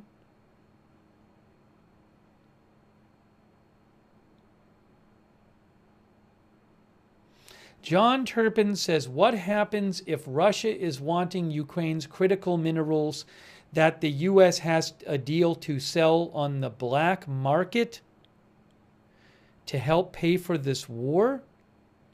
I'm not sure about the U.S. having a deal to sell on the black market Ukraine's minerals. But I know that I don't know what the exact, I believe there was some sort of a U.S.-Ukraine mineral agreement framework or something like that was signed months ago. You can see here, Wikipedia, the Ukraine-United States Mineral Resources Agreement is an agreement between the U.S. and Ukraine establishing terms for joint investment in Ukraine's mineral resources. On February 25, there was a preliminary agreement reached and signed in April. Again, I don't want to get into all this now. I don't think that's the point of the question was something about Putin wanting resources from Ukraine. So, I guess John Turpin's question is something about Putin and Russia, Putin and the U.S. both wanting access to Ukrainian resources. And could that get in the way of some sort of peace deal? Well, maybe it comes up in the peace negotiations. Maybe that's part of what they negotiate over is access to valuable resources. Maybe if Russia wants to get territory that it has taken over by force from Ukraine with resources, Ukraine and its allies say, well, even though we're not going to recognize you, we're not going to recognize that as your territory, we're not going to fight you on it, but you need to give us access to the resources. I don't know. So it's another point which they could discuss. Martin Wiedebrand says, has the White House said Trump agrees to meet with more leaders than Zelensky? I don't think Trump wants it to be one Trump and 7 other leaders in discussions. There's literally nothing I've seen that says that the White House is not okay with the meeting. So I'm sure the White House is okay with the meeting. But we'll see. I mean, I would imagine that Trump would have other people in the room. I don't think it's going to be Trump and 7 other people. I think it's going to be Trump. Usually when you see Trump meeting with foreign leaders in the White House, you have people like Marco Rubio, Pete Hegseth, J.D. Vance, Steve Witkoff might be there. So I would think there will be other people in the room besides Trump.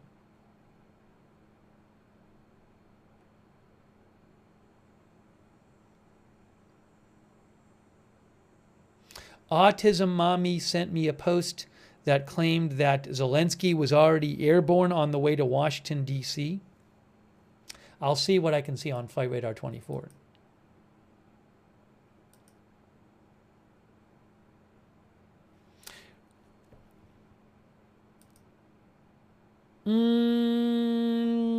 I don't see a lot of people tracking stuff on Flight Radar 24 right now. There could be. I mean, they got to be there by tomorrow. So I don't know when Zelensky is getting there and when the European leaders are getting there. They're not going to show up a half hour before. So I don't see widely tracked planes on Flight Radar 24. If I find something reliable, I'll let you know. I'm not sure.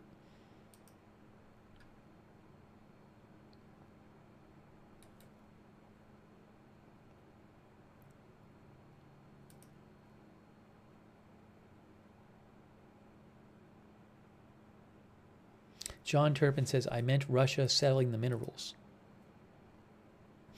All right, so, I haven't even given an update yet. When we came on the air and Russia, while we were on the air, Russia was launching airstrikes on Ukraine. That has been going on while we've been on the air today. The State Emergency Service of Ukraine posted. Let me show you what they posted.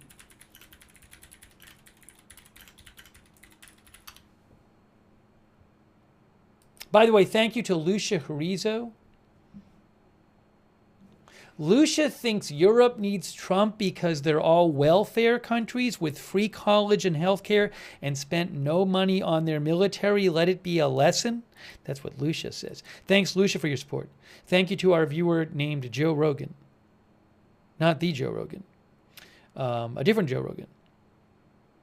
Who thinks Ukrainians and Americans want this war to be over. Everything else is noise. Yeah, so I would not be surprised if a lot of Ukrainians want the war to be over.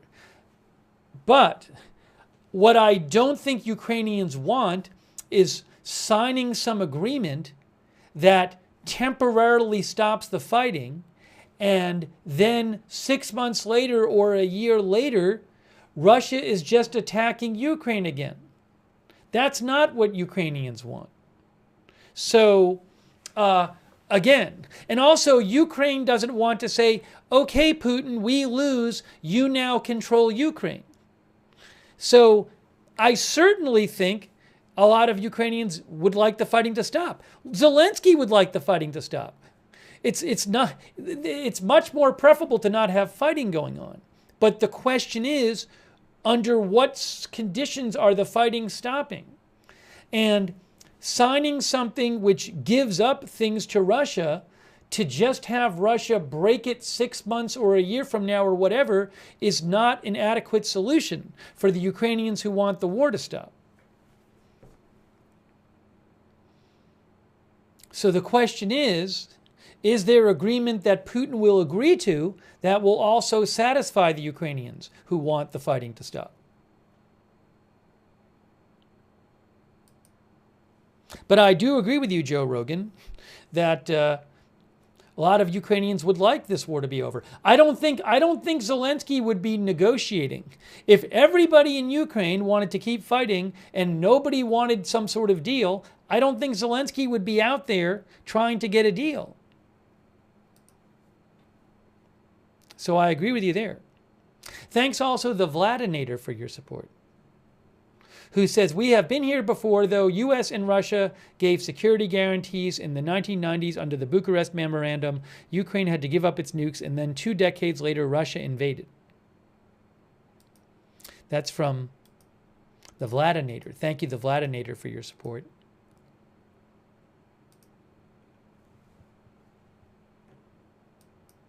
Also, thanks to Matt Morgan for the memberships. Thank you, Matt. Thanks to our member, Medallion 105.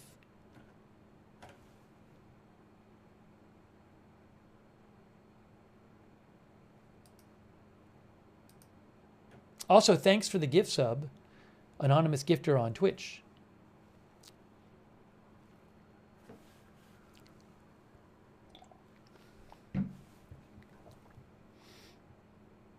Oh, I was gonna update you about the Russian the Russian attacks, the air attacks on Ukraine while we've been on the air. Thanks Timido1. Thanks Timido1 for your support.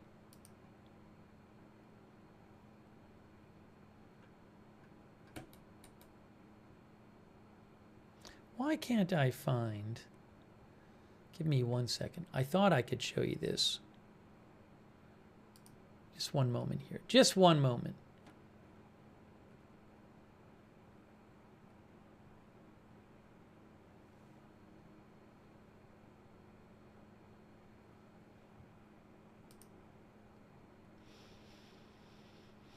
The State Emergency Service of Ukraine says that on the evening, that tonight, Russia launched a missile strike on Kharkiv's industrial district. There are casualties.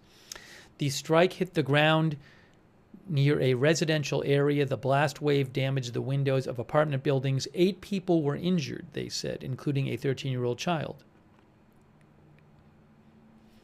That's tonight in Kharkiv, Ukraine.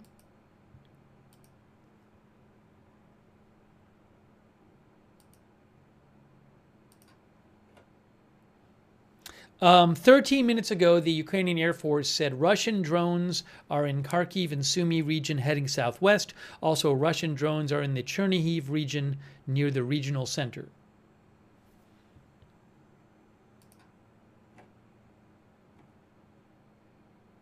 Also, Truka Ukraine, which is a Ukrainian news outlet, says in Odessa there are some places have been hit by drones. I believe they're saying, because there were drone attacks going on.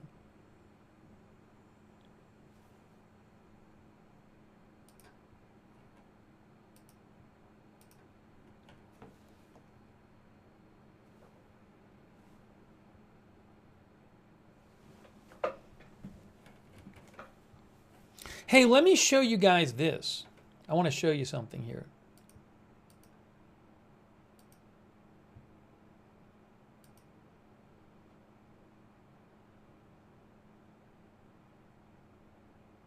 Murph writes in and says, Putin wanting rare earth minerals from Ukraine, to which Russia invaded and started this war. Ukraine will not allow that. Does Putin think he can do this, especially when he started the war? That's what Murph says. Our viewer.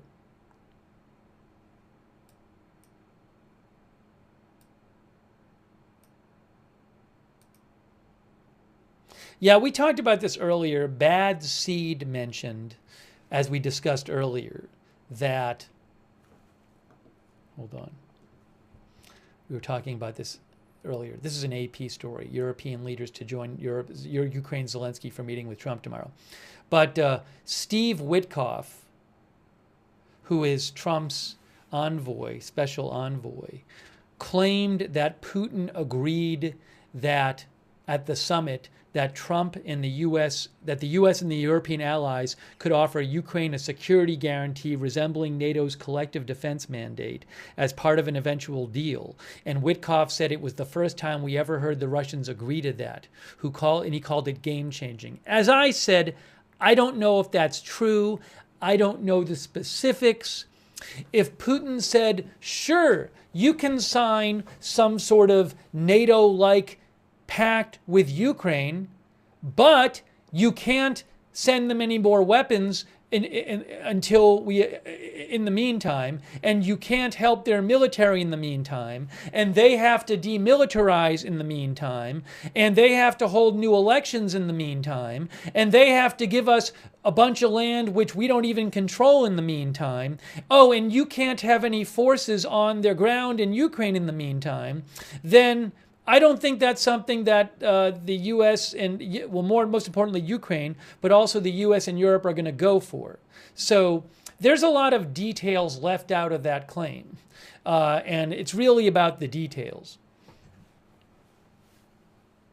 So I just don't know it's just unclear what Putin is agreeing to and not agreeing to at this point.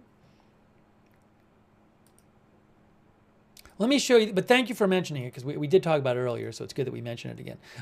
Hey, look, this is some reporting here from the Washington Post. They say the U.S. is ready to give Ukraine security guarantees when Trump meets Zelensky. What kind of guarantees?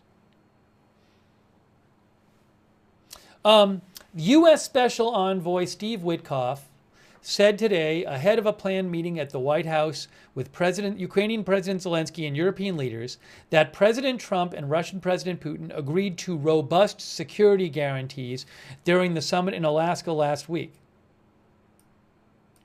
He said the United States is potentially prepared to be able to give Article 5 security guarantees, but not from NATO, directly from the U.S. and other European countries. Under Article 5 of the NATO treaty, if a member country is attacked, each member of the alliance will consider this act of violence as an armed attack against all members and will take actions it deems necessary. Ukraine is not a member of NATO, but has been seeking support from allies after Russia invaded in February 2022. So, again, maybe Putin says, sure, Europe and US, you can sign a piece of paper that says you will defend Ukraine if they're attacked by Russia again in the future. But is that all it is? Is Putin okay with them just signing a piece of paper and not doing anything else to prepare for it? Because Putin might think, well, if they sign a piece of paper, but they don't actually improve Ukraine's military and send them new weapons and put troops on the ground, they're never going to do anything about it. And by the way, Ukraine might think that a piece of paper which says something like this is useless if it's not backed up by other actions. Witkoff said the security guarantee deal would be further discussed among the U.S., Zelensky, and European allies during the Monday meeting in Washington, which we will be covering.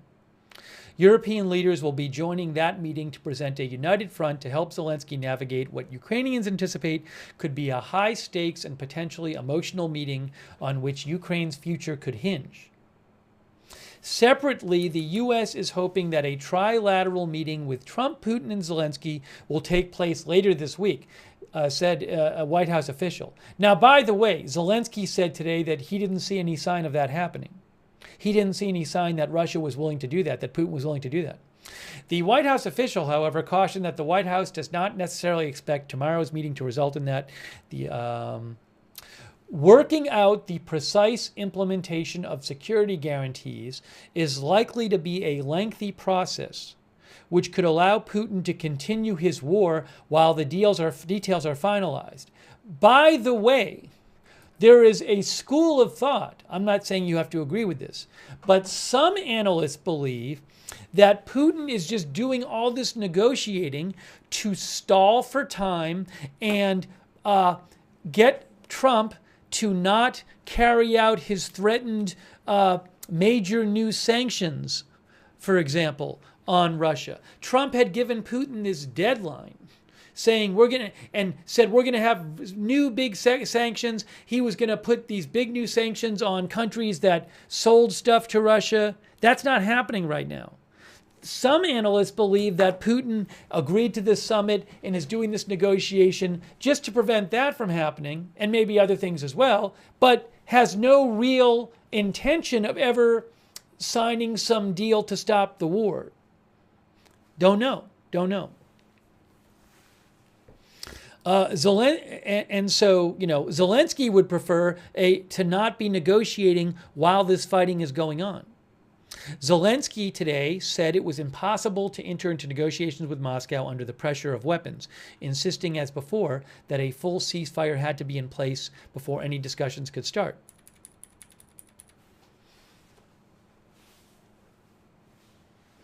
Trump met with Putin on Friday. That's the summit. We were covering that. After which Trump dropped his demand for a ceasefire, instead calling for a final peace deal, which would take much longer to negotiate, presumably. Trump also told allies, says the Washington Post, that Putin wanted Ukraine's eastern Donbass area as a condition for ending the war.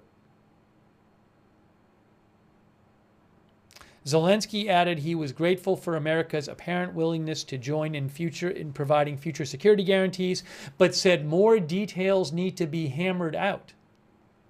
Tomorrow, Zelensky will be joined by European Commission President von der Leyen, NATO Secretary General Mark Rutte, French President Macron, British Prime Minister Starmer, German Chancellor Merz, Italian Prime Minister Meloni, and Finnish President Stubb at the White House.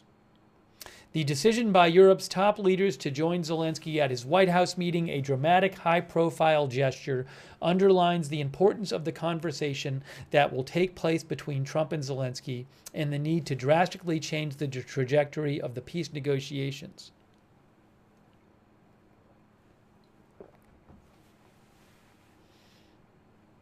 Von der Leyen today said European leaders welcomed Trump's willingness to contribute to Article 5-like security guarantees for Ukraine, but said Ukraine must receive enough weaponry so that it would become a steel porcupine, undigestible for potential invaders.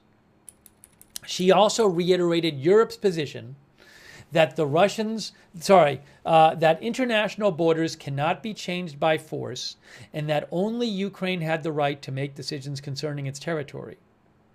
On Sunday, Witkoff said the Russians agreed they would not try to take any additional land from Ukraine after any peace deal. Again, does Ukraine buy this promise? Witkoff said today, Russia would attest to not violating any European borders in the future. So we got through quite a bit, and there's a whole lot more. He, along with Secretary of State Rubio, flanked Trump during the summit, meeting with Putin.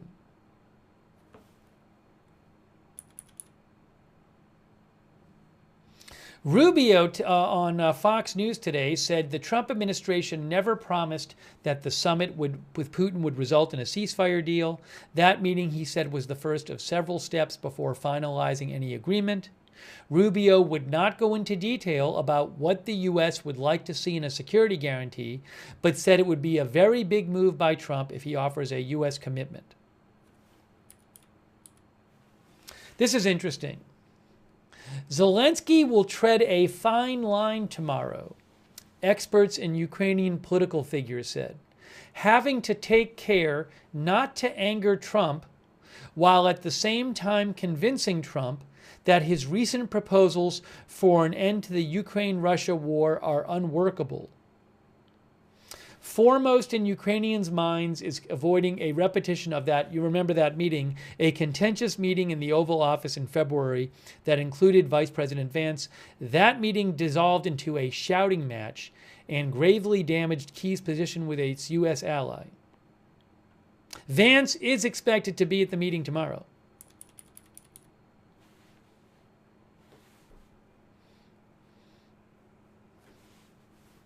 One European official said he was surprised Trump appeared to so easily drop the leverage he had against Putin, especially considering the increasing pressure the Russian economy is under because of inflation and sky-high interest rates, which have caused many Russian business leaders to warn of impending bankruptcies. We were just talking about this. Trump threatened to levy tough sanctions on Russia earlier this month, but those plans did not materialize as Trump and Putin prepared to meet. And all last week, Trump had threatened very severe consequences if Putin did not agree to a ceasefire during the summit.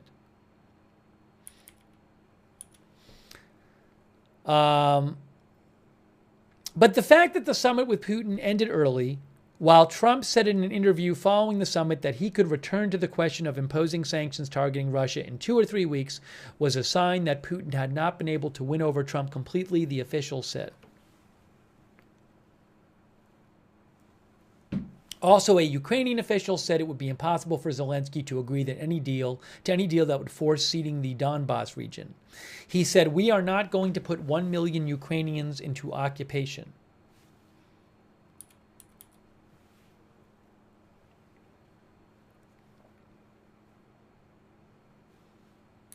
Okay.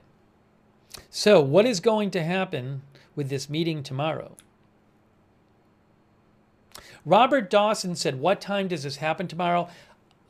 As I mentioned before, I am expecting what will happen tonight is there will be a schedule issued by the White House which is scheduled for tomorrow. I have not seen that yet today. So I don't have an exact schedule. Oh, by the way, thanks so much to Sean TV. That's very generous of you, Sean.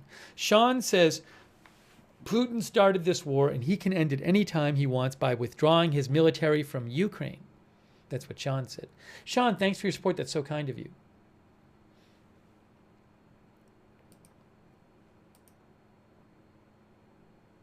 Thank you, Lisa Sawyer, for your support. Thank you, Jenna T. Jenna T says Zelensky wants the war to rage so he gets richer? That's what Jenna T said.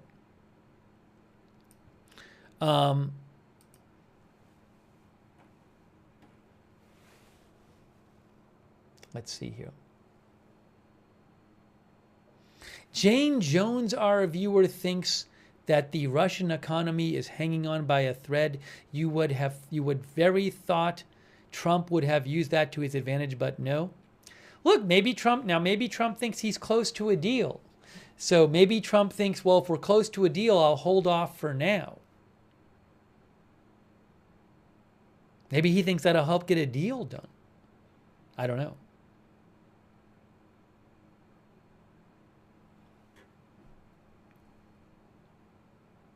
Just as Zen thinks Zelensky is playing hardball in the negotiations.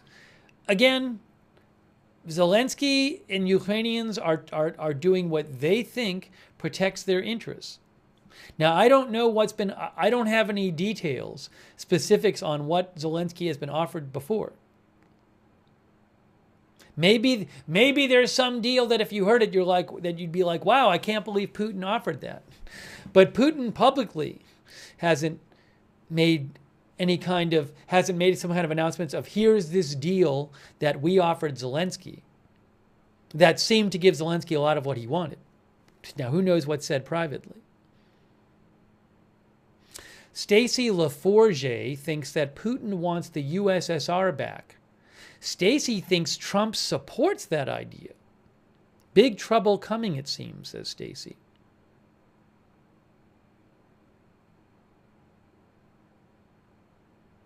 Gina Pina thinks Trump only punishes Ukraine.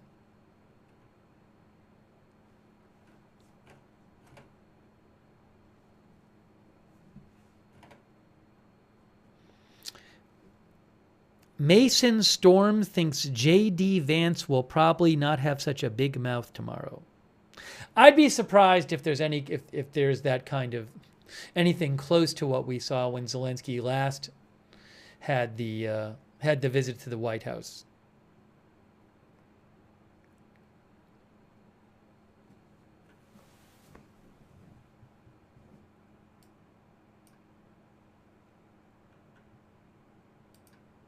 All right, hold on a moment here. Ryan Bull thinks giving up land to Russia only emboldens these totalitarian countries to come back and take more land. It worked great for World War I and stopped World War II from happening, right?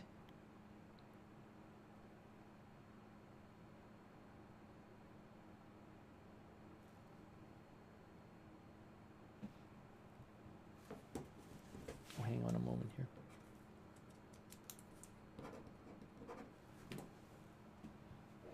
Let me show you guys what French President Macron said today. We haven't even looked at that.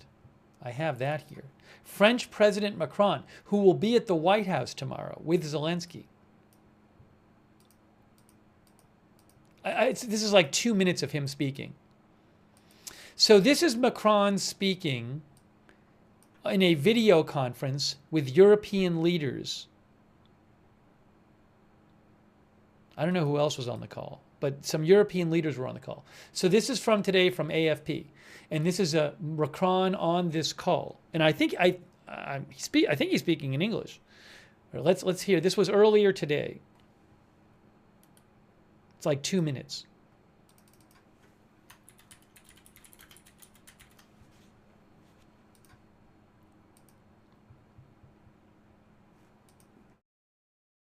The willing and the objective of this VTC, and thank you for making yourself available. Hold on, I got to play it a different way so that the video isn't messed up. Give me a second here. One moment. Let me do it this way. Let me do it this way. Otherwise, the sound will be off. I think this is going to work if I do it this way. I mean, the sound in the video will be off. Let's see if this works. Let's see if this works.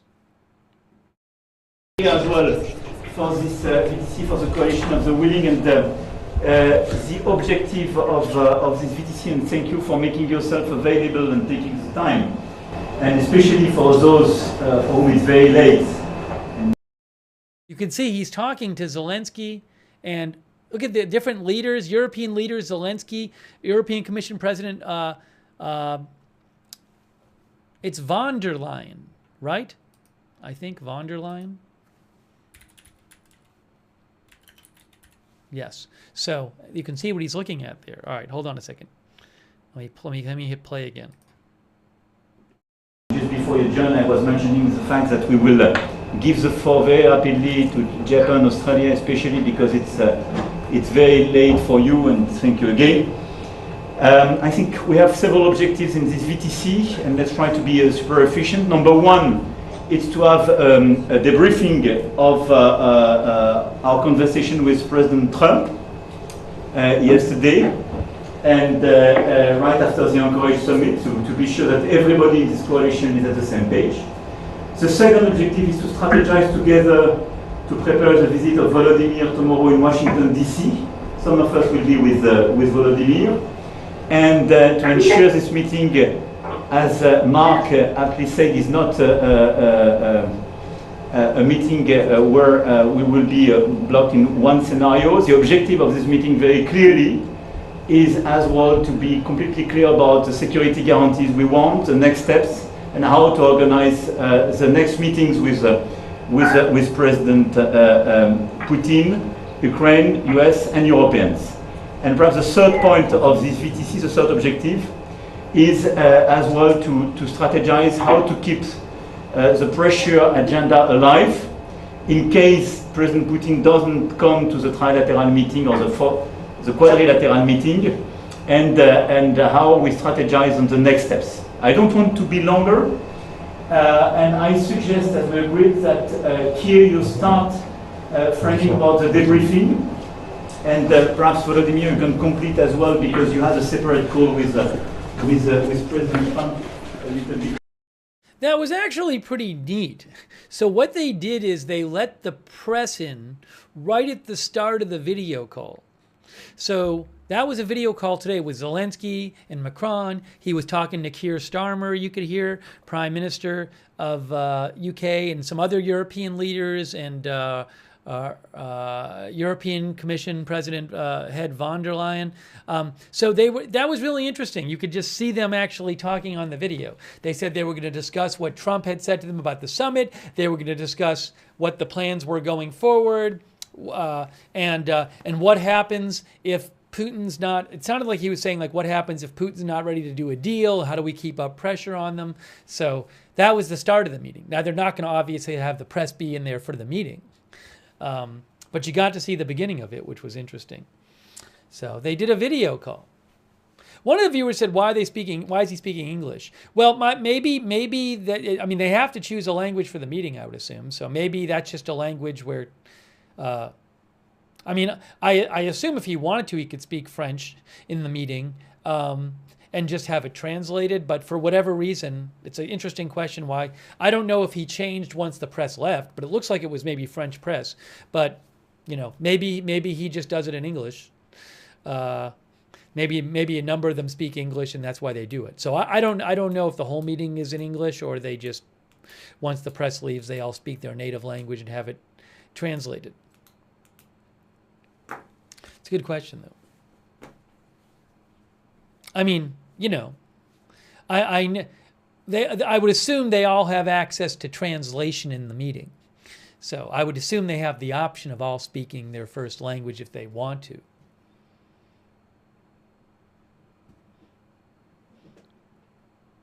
Anyways, I thought that was an interesting. I thought that was interesting.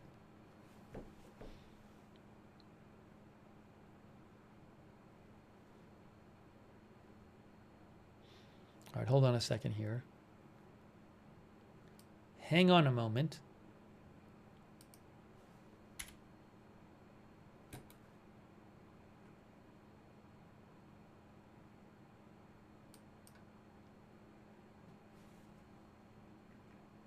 You can see this headline here. Oops. Hold on. Gotta do this a little differently.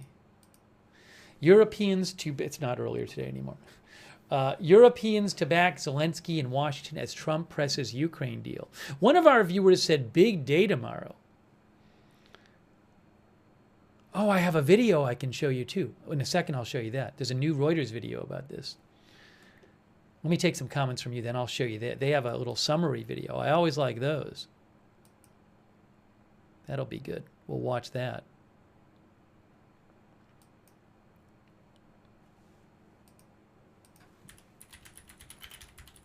Barry says 100% big day tomorrow.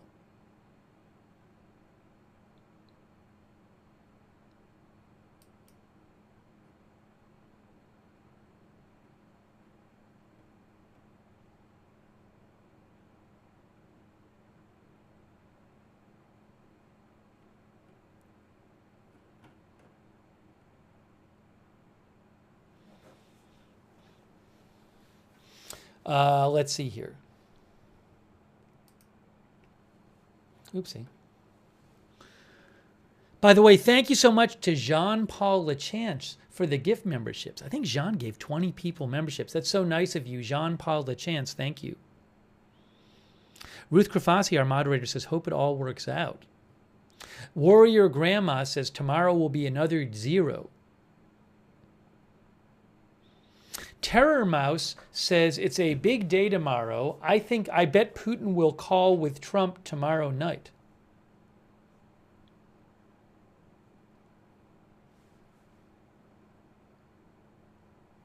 House says, who's accompanying Zelensky to Washington? Well, there's a number of European leaders who will be there. I don't know who's going with Zelensky from Ukraine. I'm guessing he'll have some people with him as well.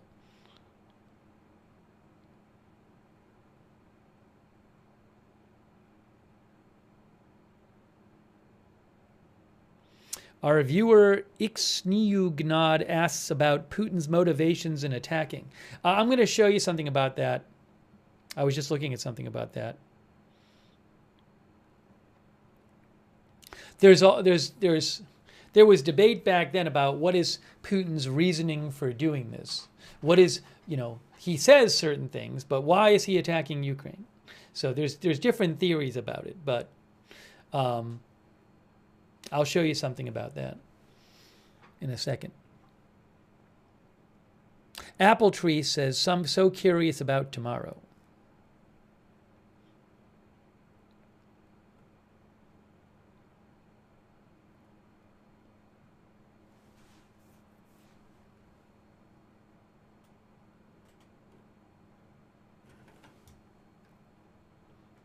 Let me show you this.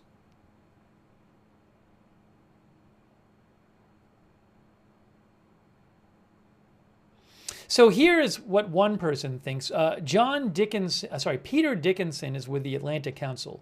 The Atlantic Council is a think tank.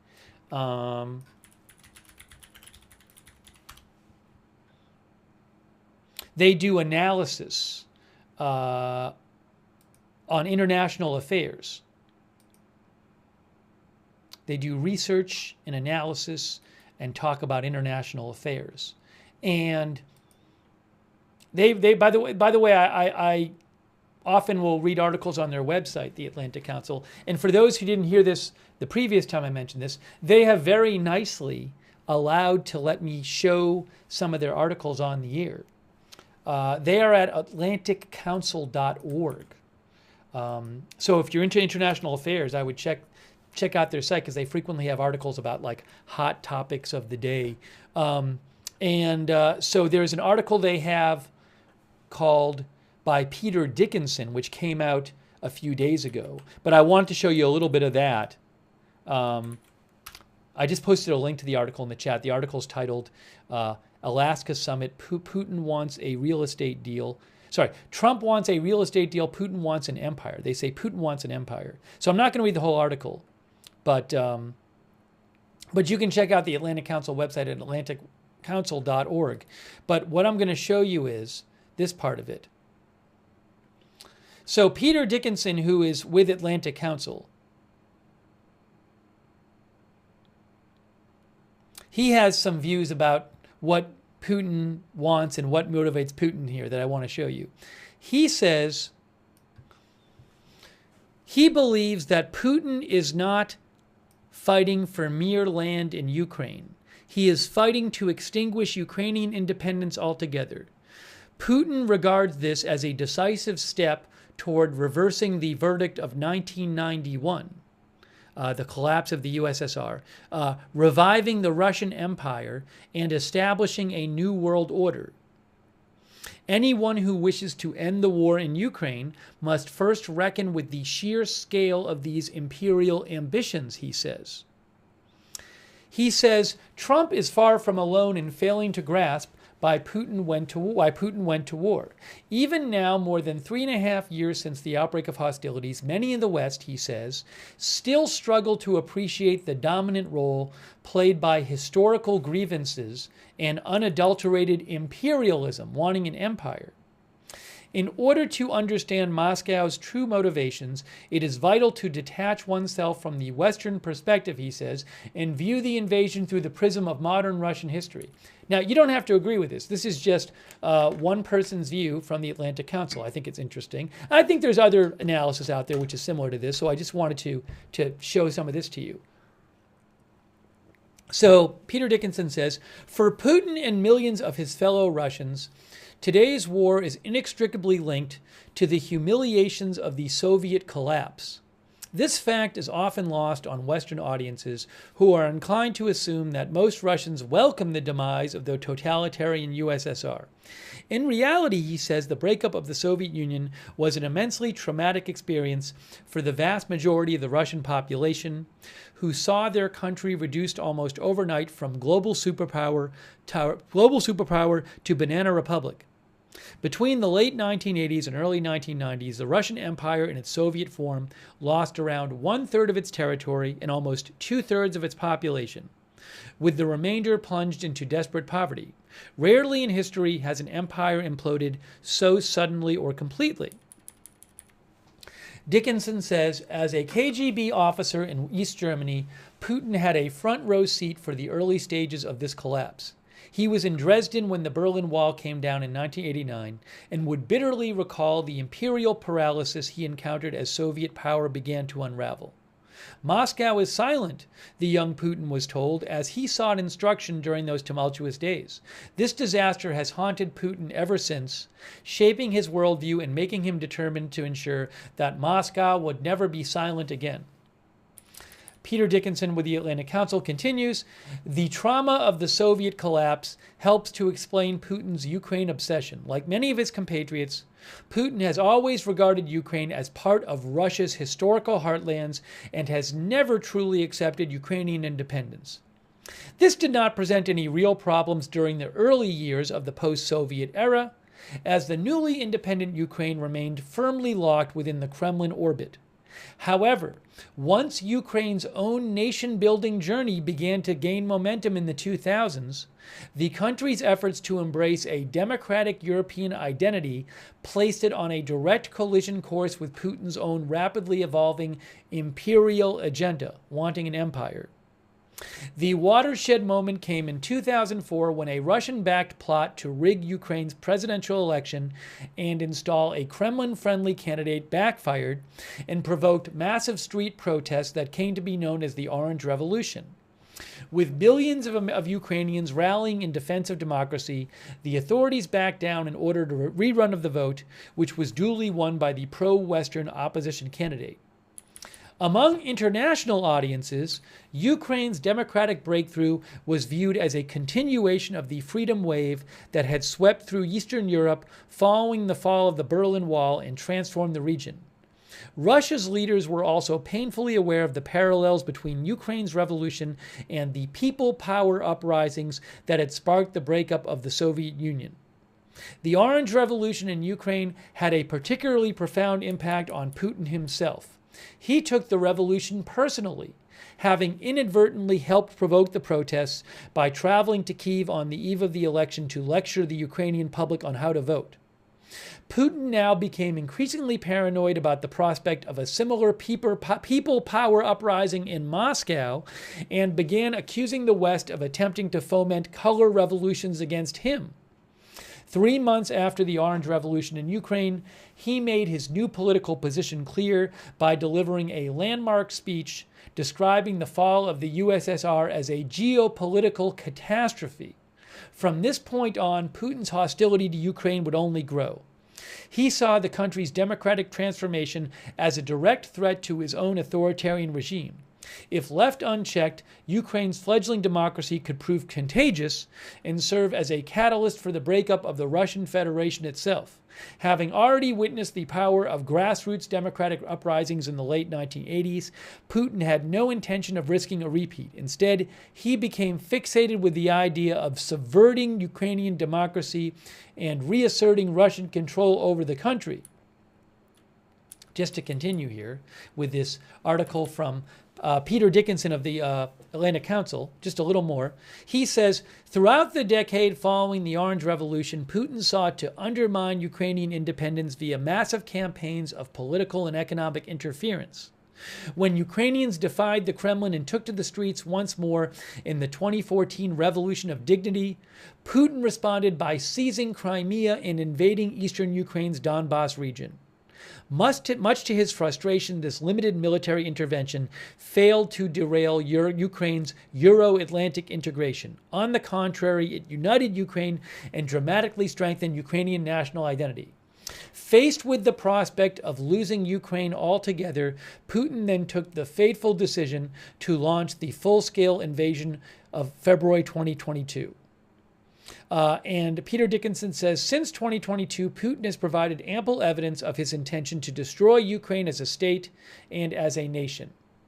In the 20% of Ukraine currently under Kremlin control, all traces of Ukrainian identity are being ruthlessly erased amid a reign of terror involving mass arrests and deportations.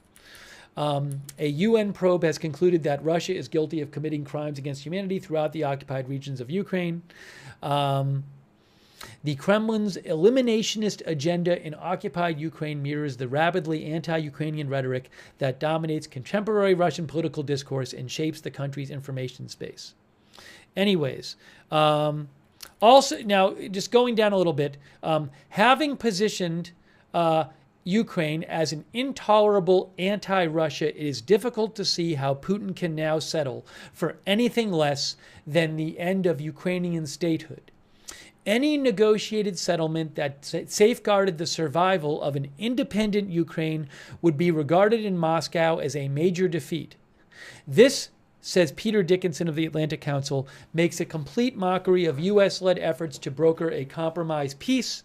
After all, there can be no meaningful compromise between Russia's genocidal objectives and Ukraine's national survival. That's what Peter Dickinson thinks. He thinks if Trump wants to end bloodshed in Ukraine, he must speak to Putin in the language of strength. He thinks that unless that changes, the war will continue. Putin currently has no intention of abandoning an invasion that he views in sacred terms as an historic mission, and will not be persuaded by the promise of minor territorial concessions, even if what's on offer happens to be prime real estate. Anyways, I'm not saying you have to agree with that analysis. I think there's lots of other analysis out there from experts that is pretty much in line with that. You might not agree with it, but I think it's interesting to look at that and see one take from an expert that a number of experts have this kind of take that say that Putin cannot accept the existence of Ukraine as an independent, democratic, European-leaning state. And if you think that, then you think that he's not going to be satisfied with getting a piece of Ukraine. Anyways, I'll post a link to the article. Again, you might not agree with it, but I appreciate very much the Atlantic Council letting us show it to you, and you can read the whole thing. And I think they have a lot of interesting articles on the Atlantic Council website. So I would certainly, if you like international affairs stuff, thoughtful international affairs analysis, I would certainly check it out. I just posted the link to the article. But I do really appreciate them letting us read that part of the article and check it out.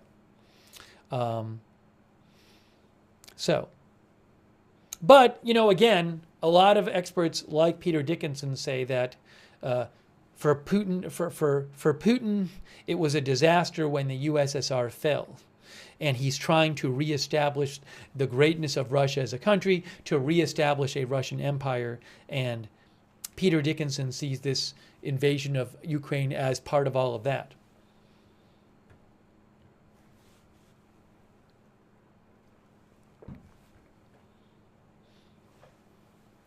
Sam, our viewer, says, I agree, Russia wants to erase Ukraine. Tim West, our viewer, thinks Ukraine is part of Russia. Conkey thought that was decent analysis.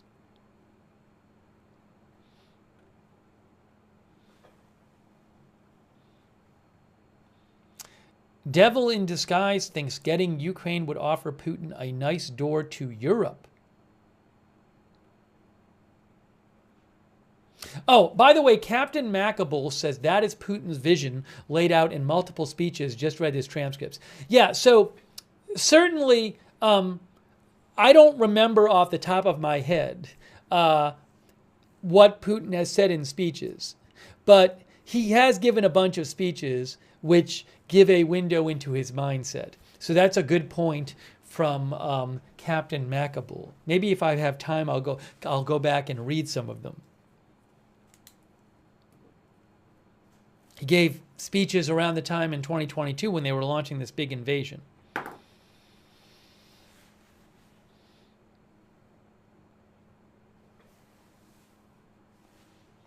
Mr. Nobody thinks Ukraine will lose everything if there's no deal soon.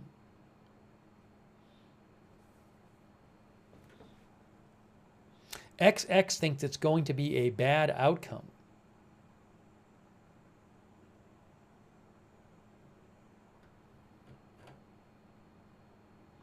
Word Guy thinks Peter Dickinson is correct. Victorious Orchid says Putin feels his country was embarrassed before the world. Something else I thought was interesting about this article, though, too, is one thing it did mention. So some analysts believe that a significant part of Putin invading Ukraine is because he thought that the democracy movement in Ukraine and the pro-European, pro-Western democracy movement in Ukraine was a direct threat to his rule in Russia, and thought that it could inspire people to rise up against the Russian government. Now, I'm not saying you have to agree with that. That's a bit of a different point. Putin wanting to, Putin thinking it's a disaster that Russia lost a bunch of that the USSR fell apart and lost a bunch of territory and people, and wants to regain some of that territory. That isn't the exact same thing as thinking, oh, if we have this thriving pro-Western democracy right on our border, that could inspire people to rise up against our government. That's a different point. So I liked that the article brought up that point. Again, you might not agree with it. There's lots of debate over what Putin's exact motivations are. Some think that he thinks a thriving pro-Western state, democratic state on his doorstep is a threat to him personally in his rule. I leave it to you to determine what you think about that. But I thought that was an interesting point that the article raised.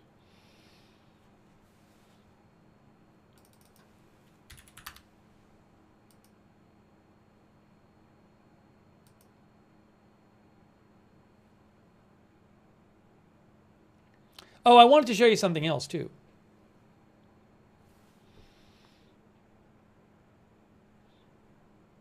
Gen X thinks Putin didn't want Ukraine to be a part of NATO. She says threat to the dictatorship.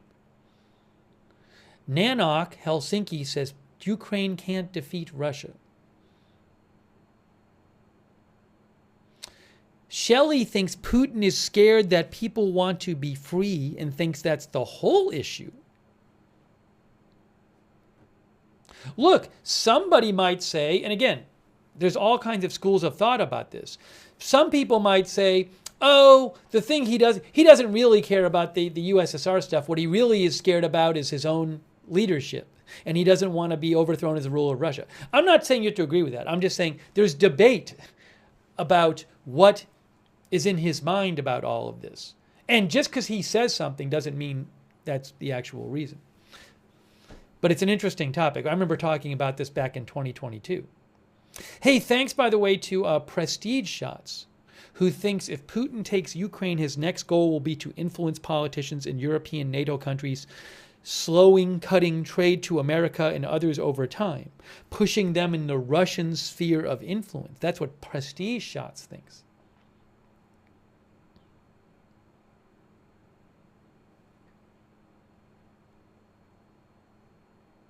J. Claus says he frets about Ukraine joining NATO, yet his actions added 4 members right on his border. And since the Ukraine invasion, it was Sweden. Since the 2022 invasion, Sweden and Finland also joined NATO as a response to that.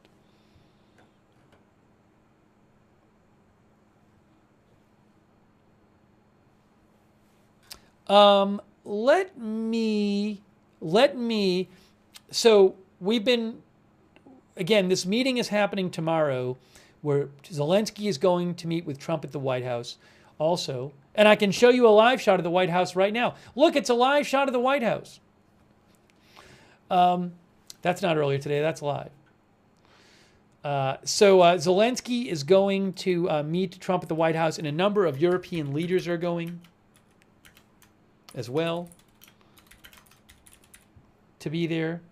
We've been talking about that. We're going to be covering it tomorrow.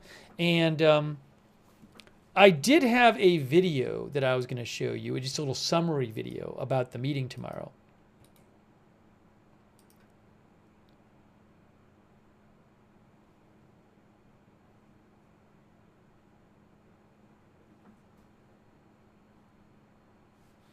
Our viewer Michael Lauzone points that there are constitutional restrictions in Ukraine against giving territory to Russia or anybody else.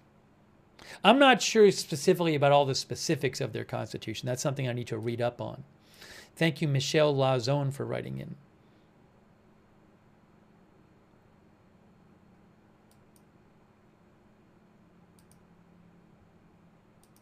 Hang on a second here. Some people have written in.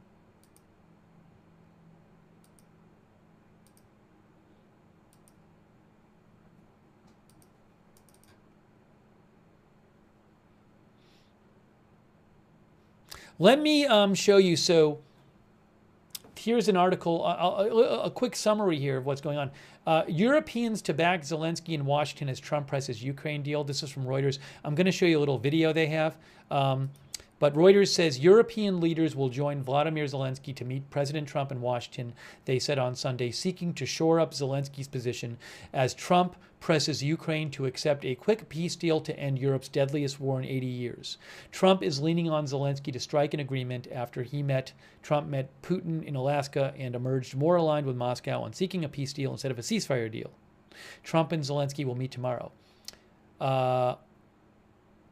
Secretary of State Rubio said today on Face the Nation, if peace is not going to be possible here, and this is just going to continue on as a war, people will continue to die by the thousands. We may unfortunately wind up there, but we don't want to wind up there. Let's look at this short video from Reuters that went with that article talking about this. Where is it here? Where is it? Right here? This is it right here. All right, hold on. I'm going to put this on the screen for you. Putting it on the screen for you now. We'll take a look at this.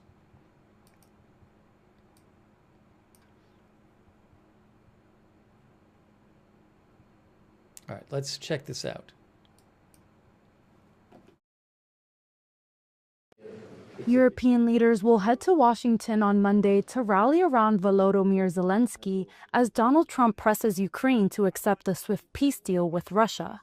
German Chancellor Friedrich Merz, French President Emmanuel Macron, and British Prime Minister Keir Starmer met on Sunday to coordinate their support around Zelensky's position. Ultimately, our desire tomorrow is to present a united front between Europeans and Ukrainians at this moment of conflict resolution, Macron said. The allies are hoping in particular to lock down robust security guarantees for Ukraine that would also include U.S. involvement. The meeting comes after Trump's summit with Vladimir Putin in Alaska on Friday. On Sunday, Trump promised big progress on Russia in a post on social media, but did not go into detail. According to sources, the U.S. and Russian leaders discussed proposals for Russia to relinquish tiny pockets of occupied Ukraine in exchange for Kyiv ceding a swathe of fortified land in the east and freezing the front lines elsewhere. The proposal was swiftly rejected by Zelensky. Russia already controls a fifth of Ukraine, including about 3/4 of the Donetsk province, which it first entered in 2014. Meanwhile, U.S. Secretary of State Marco Rubio said on Sunday there's enough movement to warrant follow-up talks, adding both sides will need to make concessions. He warned that Washington cannot force peace if neither Russia nor Ukraine is ready. European allies are keen to help Zelensky avoid a repeat of his last Oval Office meeting in February, when Trump and Vice President J.D. Vance gave the Ukrainian leader a public dressing down, accusing him of being ungrateful and disrespectful. Speaking alongside European Commission President Ursula von der Leyen on Sunday, Zelensky said that current front lines in the war must be the basis for peace talks. Von der Leyen will also travel to Washington, as will Finland's President Alexander Stubb and Italian Prime Minister Giorgia Meloni. European leaders will head to Washington on Monday to rally around Volodymyr Zelensky. I just want to also point out on this map here. See Donetsk? So, for example, there's Donetsk. There's some claims that Putin has made some offer under which he would get Donetsk, under which Russia would get Donetsk. But the thing is, I mean, if you look at like this region, a bunch of the region is still not even controlled, not even occupied by Russia. So there's some talk that Putin might demand, for example, control of all of these regions, including the parts of the regions that Russia hasn't even occupied militarily, which it is widely believed that's something that Zelensky is not going to agree, Ukraine's not going to agree to hand over a territory that Russia doesn't even have troops on right now. But I don't know. I don't know what Putin is asking for. But there's been talk that he might be asking for territory that, again, Russia doesn't even have troops on.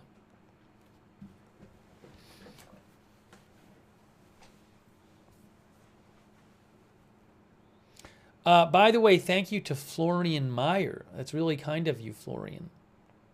I appreciate that. I think Florian is in Switzerland. Florian says, have you seen the video of the newly built drone factories in Russia?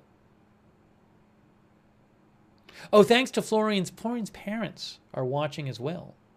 Thank you, Florian's parents, for watching. I have not seen that. I don't want to go too far down this road because it's a little off topic, but my understanding is that Russia has been recently building its own drone factories, so it didn't have to rely on imported drones as much. But I haven't seen video of it myself.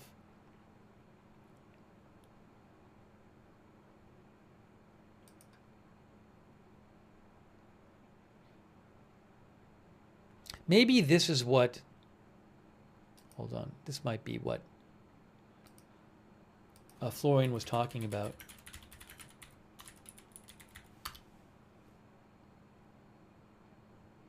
Here, right here.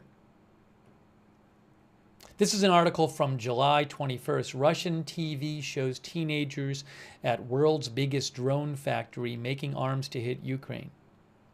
And they say, a Russian factory described by its director as the world's biggest maker of strike drones has been shown on the Russian Army's channel, with teenagers helping make kamikaze drones to attack Ukraine. The footage showed hundreds of large, black, completed suicide drones inside the secretive facility, which has been targeted by Ukrainian long-range drones. Is that what you're talking about? I'm not sure. A Russian think tank close to the government last month, I guess that would be June, suggested that Russia's drone production had jumped by 16.9% in May compared to the previous month, after Vladimir Putin called for it to be stepped up.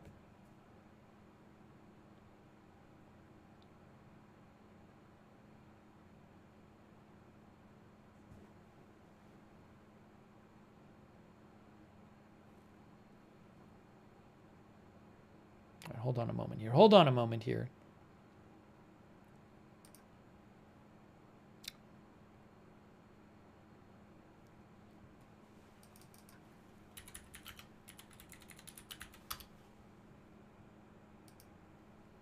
Again, Florian Meyer, that's so kind of you. It's really generous of you. I really appreciate your support. Thank you, Florian.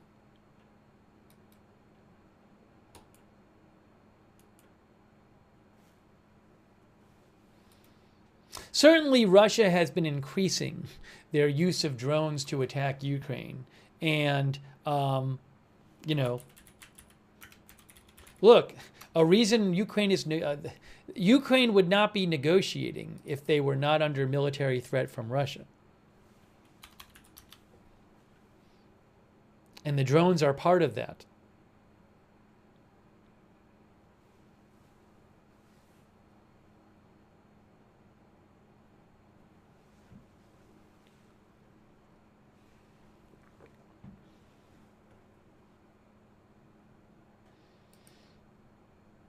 All right, hold on a moment here.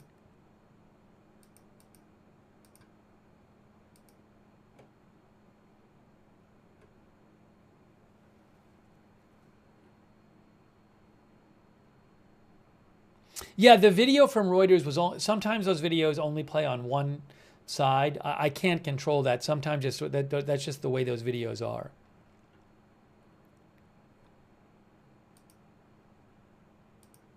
Oh, I wanted to mention this.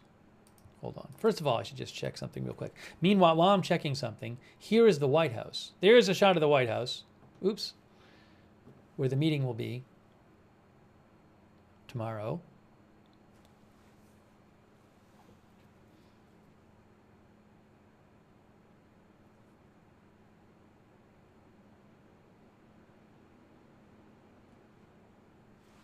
We were actually earlier on this broadcast covering drone strikes by Russia, and along with other weaponry, missiles in Ukraine. That was happening earlier during the stream.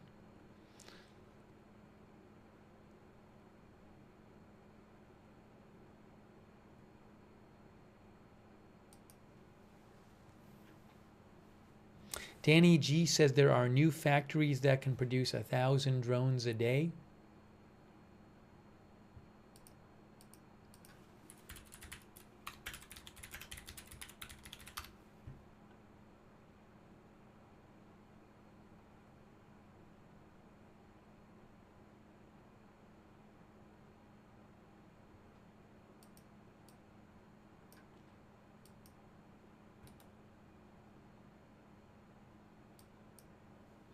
What is this thing here?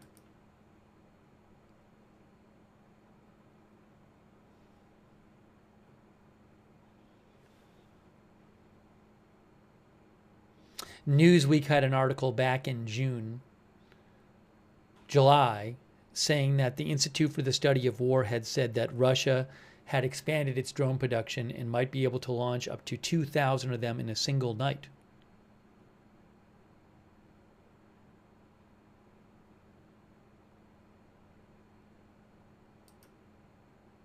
Oh, here it is right here. This is Institute for the Study of War. This is back in July. Do I have it here? Yes. German and Ukrainian officials assessed that Russia continues to expand its production of Shahed-type drones in order to launch even larger long-range drone strike packages that include up to 2,000 drones in a single night. Russian forces may be able to strike Ukraine with up to 2,000 drones in a single night by November, should the current pattern of growth in nightly Russian drone usage continue. Speaking for the Institute for the Study of War, who posts some great analysis about the Ukraine-Russia conflict and other conflicts, they are at understandingwar.org. They had a new update about Russia-Ukraine yesterday, and I wanted to mention something from this. I'll post a link to this in the chat. It's a neat site to get, it's a good site to get military conflict analysis from. Institute for the Study of War. So you can see here they talked about the negotiations. They said yesterday, various U.S. officials indicated that Russian President Putin may be willing to compromise on some war termination demands, but Putin's own statements and Russian official statements contradict these claims. They say U.S. President Putin said yesterday, said on August 16th, that the meeting with Putin and his call with Zelensky and European and NATO leaders were productive. Trump said all determined that the best way to end Russia's war in Ukraine is to begin direct negotiations for a peace agreement. Now, Zelensky doesn't agree with that, rather than a ceasefire agreement. Blah, blah, blah, blah, blah. Hold on here.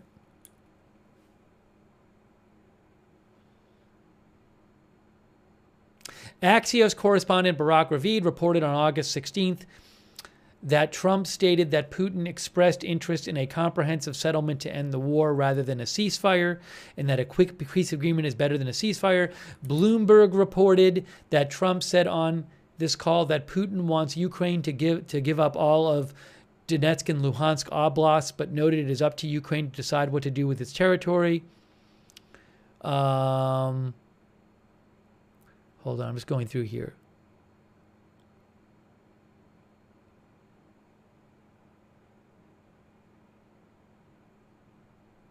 They say it is unclear what Putin offered in his meeting with Trump, beyond reiterating his demand for Donetsk Oblast and offering a limited ceasefire with no known time frame in Zaporizhia and Kherson Oblasts. Putin's demand for all of Donetsk Oblast, Donetsk region, is the most clear and consistent demand coming out of the Alaska summit. They believe that Ukrainian forces would not be able to conduct a safe and orderly withdrawal from unoccupied Donetsk in accordance with Putin's demand without a full ceasefire across the entire theater of war. Where's the thing about...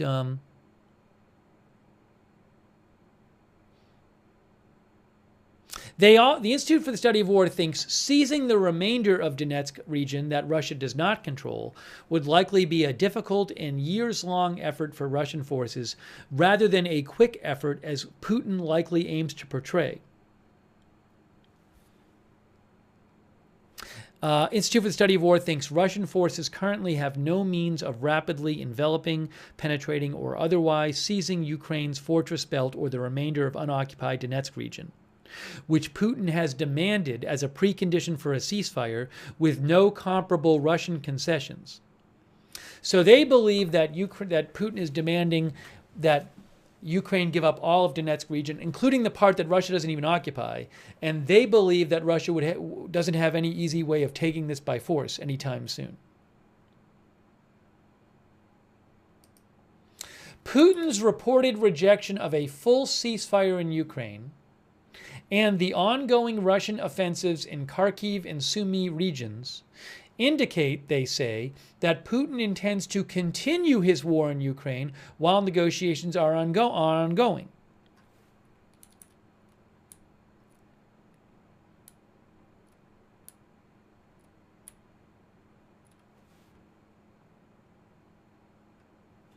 So they think, again, I'm interested, where did they say more about this? This is interesting. Yesterday, the Institute for the Study of War said, various U.S. officials indicated that Russian President Putin may be willing to compromise on some war termination demands, but Putin's own statements and Russian official statements contradict those claims.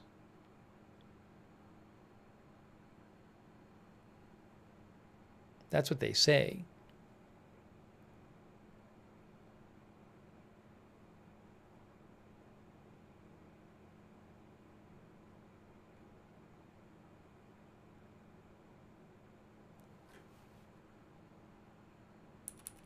Oh, this I think is a good point about the root causes.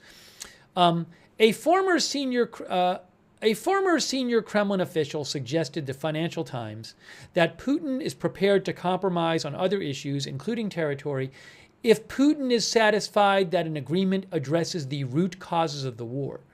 Putin also talked about the causes of the war being addressed at the summit. The Kremlin has repeatedly defined root causes as NATO's eastward expansion and Ukraine's alleged discrimination against Russian speakers, and has repeatedly invoked this phrase as shorthand for Ukraine's full surrender, full capitulation to Russia, and the resumption of Russian control over Ukraine.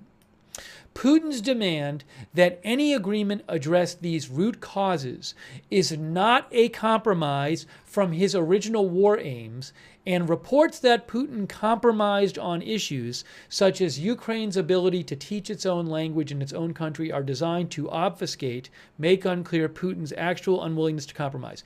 So basically what they're saying, and I've seen similar analysis elsewhere, and I think it's a good point, is Putin is still talking about how the root causes of this war have to be addressed. He talked about it after the summit, in the press appearance.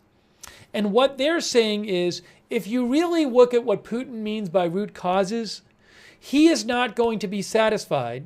And to him, the root causes are not dealt with until Ukraine fully capitulates to Russia and Russia has control over Ukraine. So the idea would be that Ukraine being independent from Russia is a root cause of the conflict. So what they're saying is, because he is still insisting that these root causes of the war be addressed and be dealt with, well, given what he sees as the root causes of the war, then he's not in a mood for compromise. That's what they're saying at the Institute for the Study of War.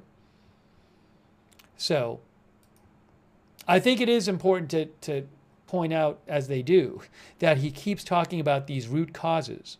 The New York Times had an article yesterday about the root causes. Can I find this? I thought I had it here. Yes. Where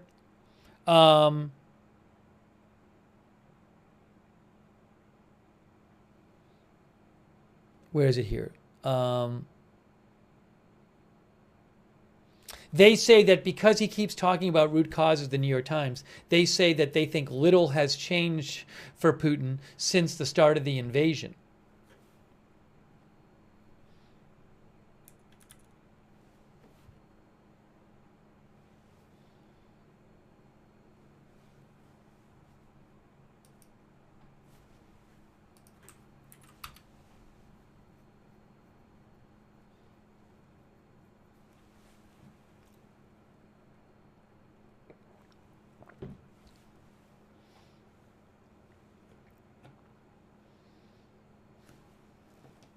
So that's this whole other question is, and I'm sure the U.S. and Ukraine and the European allies are talking about this.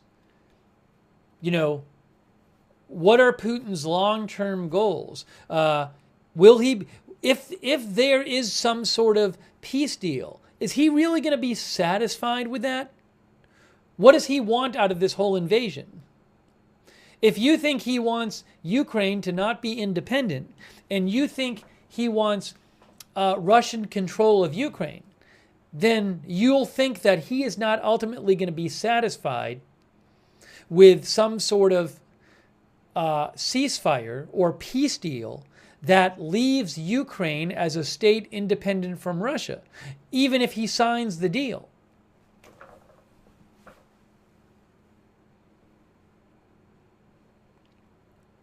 Nigel Fortune thinks Putin wants the reestablishment of the USSR and nothing else ultimately. Nothing else ultimately. Look, and I know it gets kind of technical, and when you talk about this, it kind of gets detail-oriented, and it might be a bit hard to follow, which I appreciate, but these are the kinds of things you have to think about and are being thought about when you're considering making this kind of deal. It's a complex topic, and these questions are complex questions.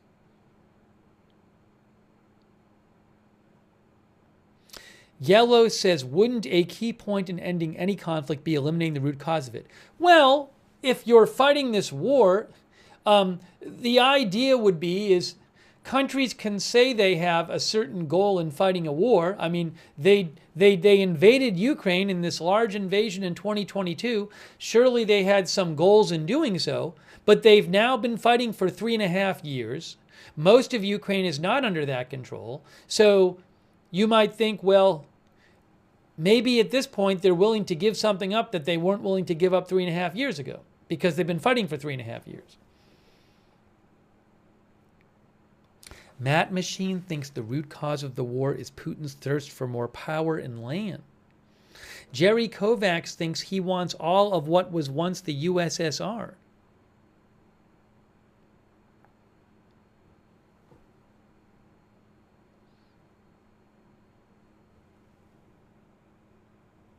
Ed Wiebe thinks this all goes back to Reagan and Gorbachev. Putin wants to undo it.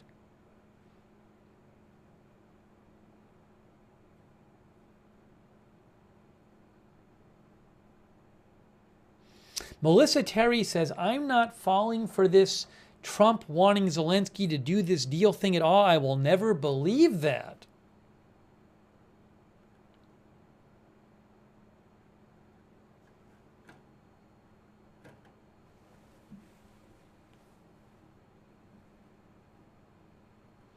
But there is this whole aspect to this, which you have to keep in mind, which makes it much more complex, is it's not just can they reach a deal, it's not just what will Putin agree to, it's do you think Putin will stick to the deal? That's a whole other question. Oh, I told you I'd show you what Trump posted about this today, and I never did.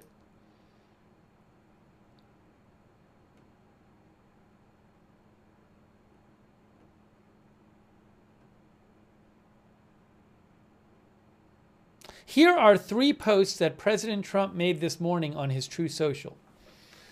He said, big progress on Russia. Stay tuned. President DJT. He also said, if I got Russia to give up Moscow as part of the deal, the fake news and their partner, the radical left Democrats, would say I made a terrible mistake and a very bad deal. That's why they are the fake news. Also, they should talk about the 6 wars, etc. I just stopped, MAGA. He also said it's incredible how the fake news violently distorts the truth when it comes to me. There is nothing I can say or do that would lead them to write or report honestly about me. I had a great meeting in Alaska on Biden's stupid war, he calls it, a war that should never have happened.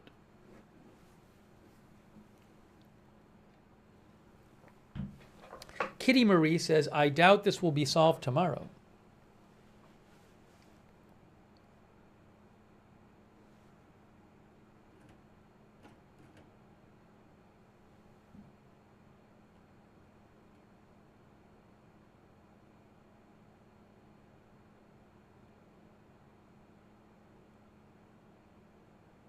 Our viewer Ander Holenda thinks that paper agreements with Russia are worth less than toilet paper. Russia has always violated everything, says Ander.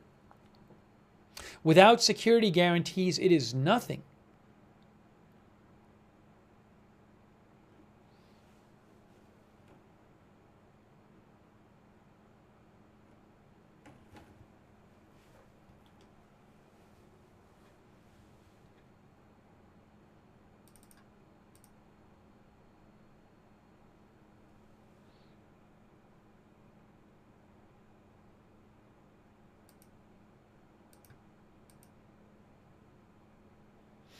John Turpin says maybe Russia wants a buffer zone to curb against NATO encroachment.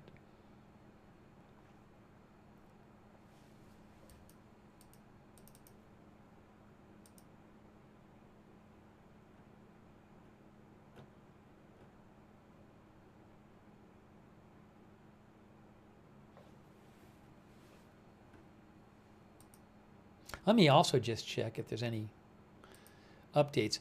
And hang on a moment here.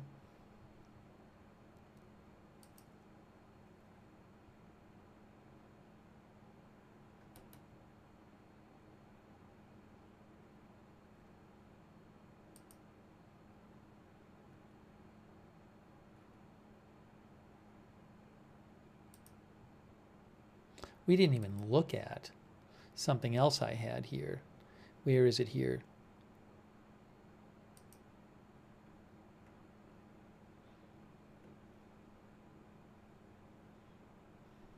There's a whole transcript of Marco Rubio's interview today. Oh, look at this. I'm not going to read all of these, but on the State Department website, there's transcripts of Marco Rubio's interviews with Meet the Press, Face the Nation, Fox Business.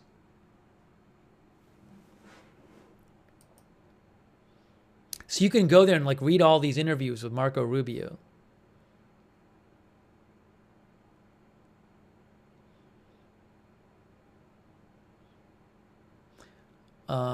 Let me just see if I can quickly do a couple quotes from Rubio.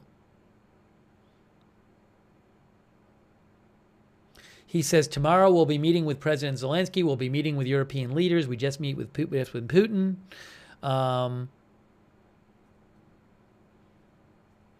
We're going to do everything we can to reach an agreement that ends the dying and the killing and the suffering. He said the U.S. is not in a position to accept anything or reject anything because ultimately it's up to the Ukrainians. He said there were some concepts and ideas discussed during the summit that we know the Ukrainians could be very supportive of in that meeting. Rubio said today, I don't think we're not going to negotiate this in the media, he said. I understand that everybody wants to know what happened at the summit, but ultimately there are things that were discussed as part of this meeting that are potentials for breakthroughs, that are potentials for progress. We'll be discussing that more in depth tomorrow with our European allies, with the Ukrainians. He said, but there's a reason why this war has been going on for 3.5 years, and that is when it comes to the big issues here, there are still some big differences between both sides. Let's see how much progress we can continue to make.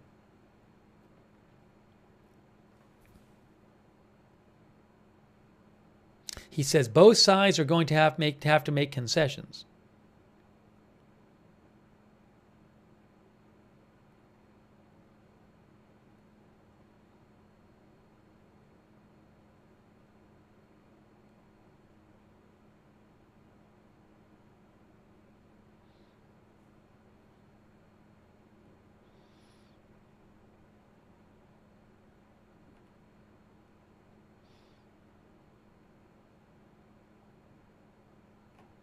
Anyways, you can go to the State Department site and read his different interviews with different morning shows today.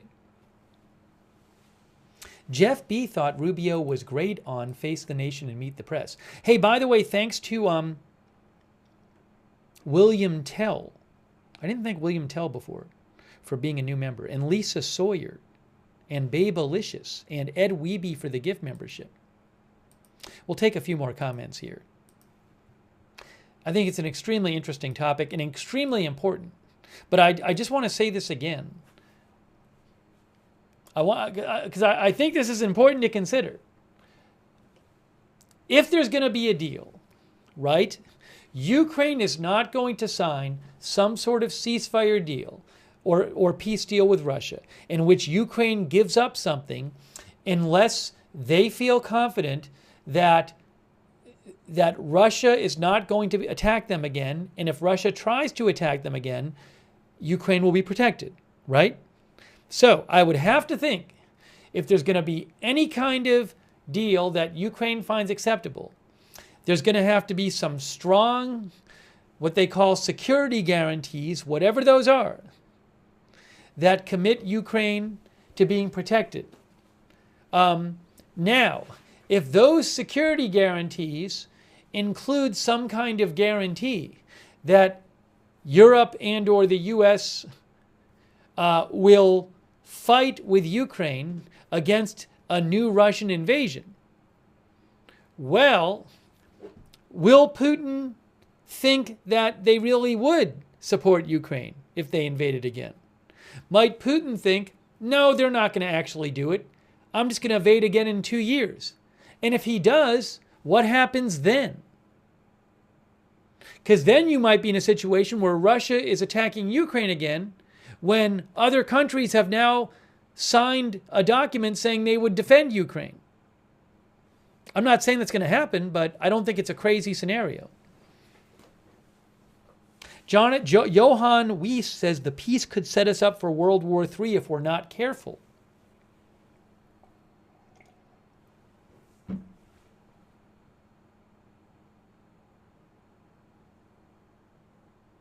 By the way, Fred Flintstone, thanks for the memberships. Fred just gave 20 people memberships in the YouTube chat. Make sure you thank Fred if he gave you a membership. Thanks also Rodders2 for subscribing on Twitch. Guy from the 207. Thanks on Twitch. Chris N thinks Europe comes to their rescue. Thanks Jean-Paul Lachance for more memberships. Jean-Paul has given up dozens of people memberships. I think 30. That's really nice of you, Jean-Paul. Thank you. Van Gambler thinks Zelensky will not give up land. Maybe there's also some world. There's a difference between Ukraine There's a difference between Ukraine saying, that's it, we agree that legally this land that Russia occupies is now part of Russia. That's one thing. But they could also say, we do not recognize that territory that Russia occupies as Russian land, but we're not going to fight for it right now. That's two different positions. So there's a world in which Zelensky basically acknowledges that Russia is in control of certain land without saying, okay, we agree that that's legally Russian land. Now, Russia might not care. They might just, they might just want the acknowledgement that they control it. But that's a whole other thing. So what does it mean to give up land? Giving up land can mean different things. Right. English Militia says, so it could be like another West Bank. I've seen some analysis that compares it, where Israel controls the West Bank now, where most of the world doesn't legally, doesn't say that de facto, most of the world does not consider the West Bank part of Israel, but Israel controls it right now.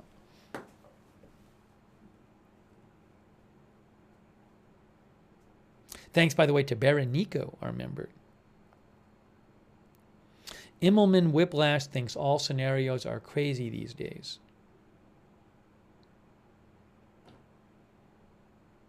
Blaze Hauser thinks the longer this goes on, the worse it will get.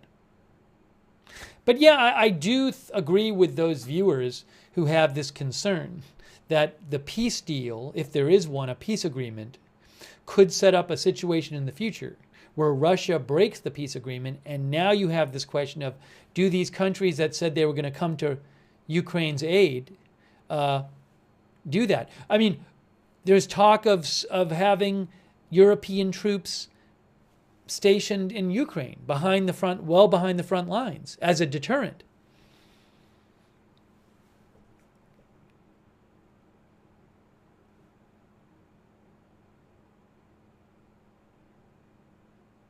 Mohammed Abdir Haman Salah says, no way Russia will accept NATO and Ukraine and NATO as a security guarantee.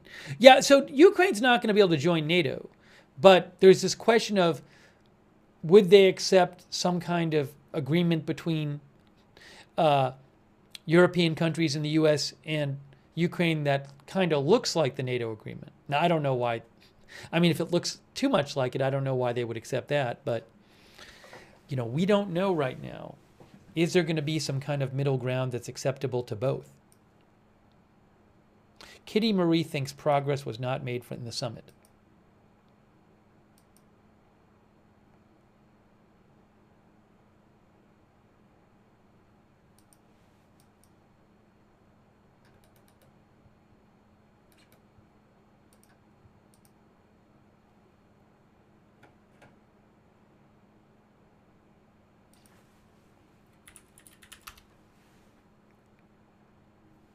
What is this? Hold on.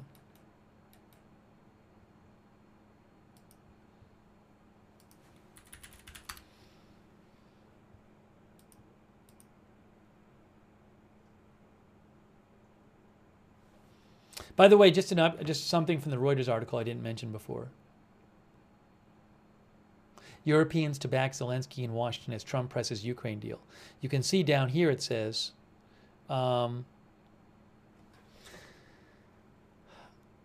so as we said, Steve Witkoff claims that the U.S., that in the summit, Putin conceded that the U.S. could offer Article 5-like protection to Ukraine. He said that was the first time we ever heard the Russians agree to that. Article 5 of NATO's founding treaty enshrines the principle of collective defense, the notion that an attack on a single member is considered an attack on them all. That pledge may not be enough to sway leaders in Kyiv to sign over the Donbas region in Ukraine, eastern Ukraine. Ukraine's borders were already meant to have been guaranteed when Ukraine surrendered a Soviet-era nuclear arsenal in 1994. They got security guarantees then, and it proved to be little deterrent when Russia absorbed Crimea in 2014 and then launched its full-scale invasion in 2022.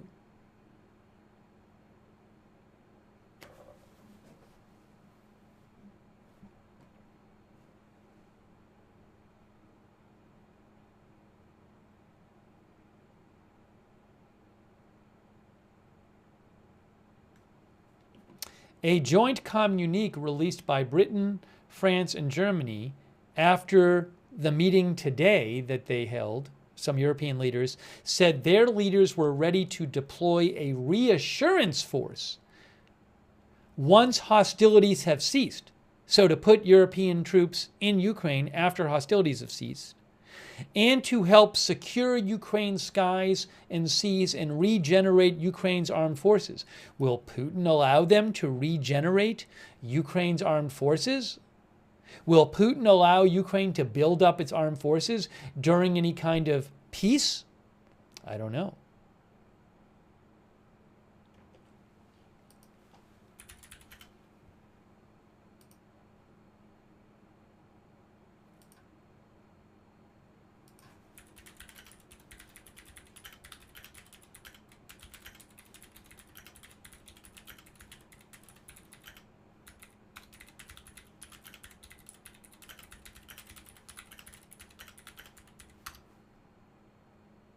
Mark McGinley says, could Russia be just drawing other countries into war by letting these NATO countries go into Ukraine?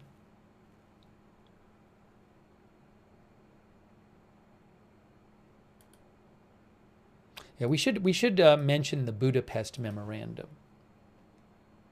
This is 1994. The Budapest Memorandum was in 1994.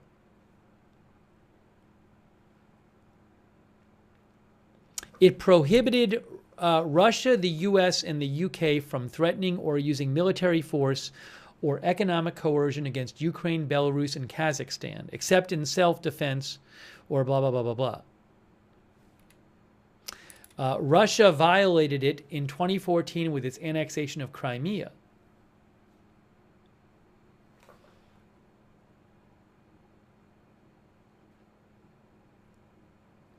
But the UK, France, the US, who had all signed that document, did not directly intervene.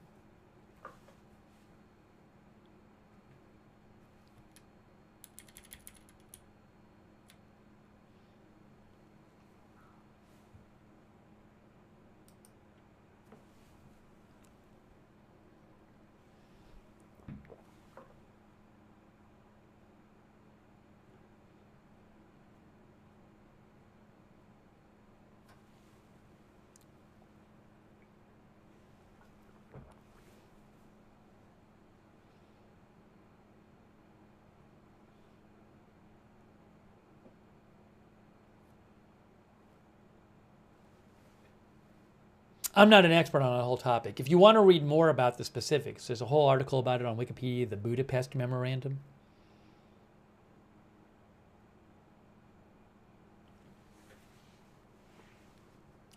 Pumba70 says, that's why we need 4 more security agreements to be disregarded when Putin invades for the 3rd time.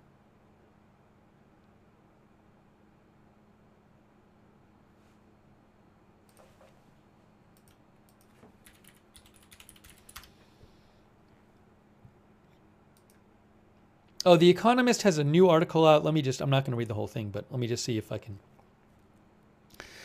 see anything specific they're saying there.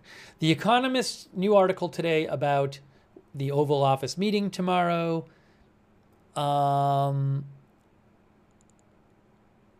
It says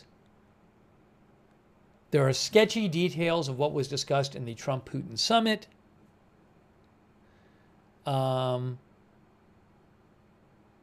They say that there's a growing prospect of demands that will prove impossible for Ukraine to accept. They think.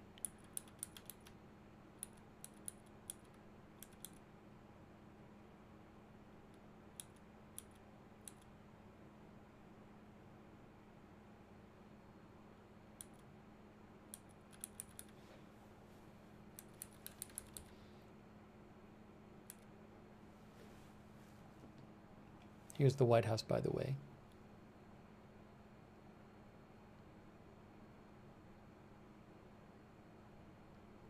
The Economist says that at the summit, Putin demanded that Ukraine retreat.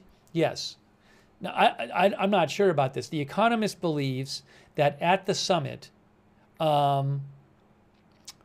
Putin demanded that Ukraine retreat from the parts of Luhansk and Donetsk regions that Ukraine still holds, which together represent the most fortified sections of the front line.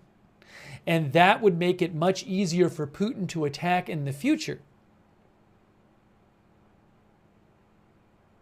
They believe that Putin, in response, agreed to give back tiny chunks of occupied territory in Sumy and Kharkiv regions and freeze the current lines in Zaporizhia and Kherson. That's what The Economist believes.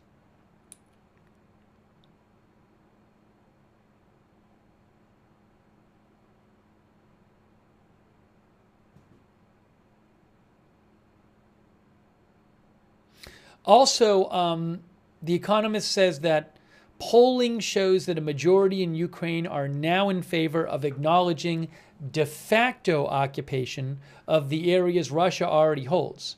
Not saying that they actually are admitting that they're legally part of Russia, but just acknowledging Russia has those. As long as they get genuine security guarantees from the West, and people in Ukraine generally don't want to make further territorial concessions.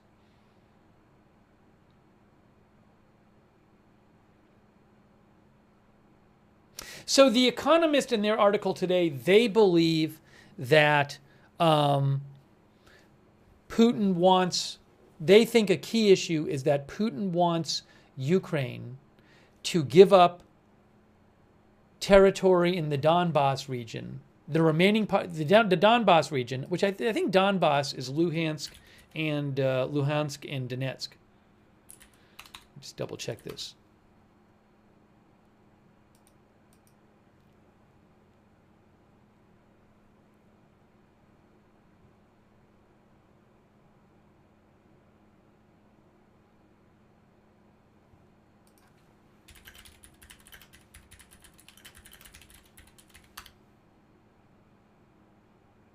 Yeah, Luhansk and Donetsk, Donbass region, I think.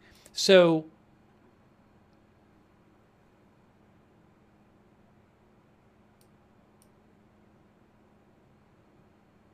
most of those regions, some of those regions, as I mentioned, are not currently held by Russia. The Institute for the Study of War, I showed you before, said in those regions,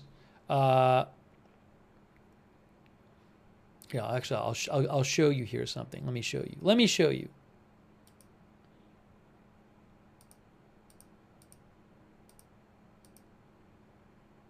Here. Where is...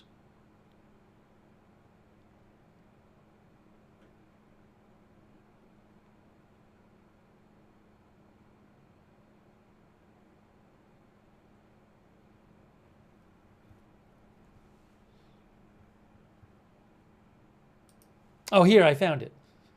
Here is the map I wanted to show you. This was from that Reuters video earlier, right here. So, you can see Luhansk and Donetsk, Donbass region. So, there is part of that region that Russia does not control. The Institute for the Study of War said it will be, they did not see a realistic way that Russia could take that region anytime soon. The Economist says that the part of that region that Ukraine still controls is, they said, is the most fortified sections of the front line. So that would be a big deal for Ukraine to give up land that it currently controls that Russia's not even on, and also land that is strongly fortified. But The Economist seems to think that that's a big point, that Putin really wants that. And in their article, they talk about that. You can read their article if you want. It's called Fear of a New Oval Office Fiasco Over Ukraine. So remember that President Trump said there were some big issues. He said there was one big issue in particular. Is that the one big issue in particular he was talking about? I don't know.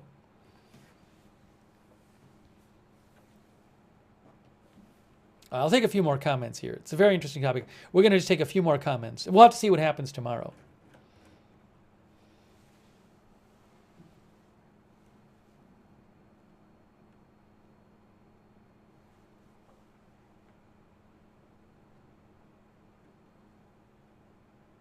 Mohammed Abdir Haman Salah says, I just hope Trump can stop this ugly war.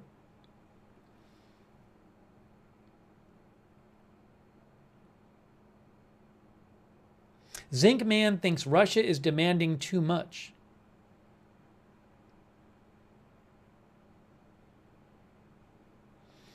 Ebolasina thinks Putin wants all of Ukraine and all old USSR countries.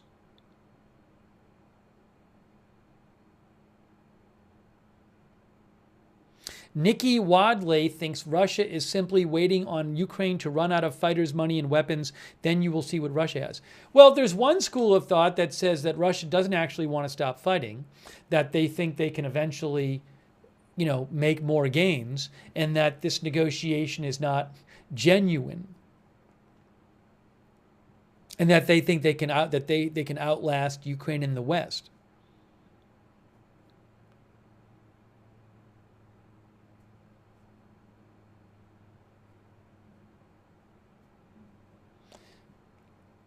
Miss Pays Bills thinks the area Ukraine controls in Donbass have many heavily fortified lines, which would be lost if they handed it over to Russia, which would make it easier for Russia to invade in the future.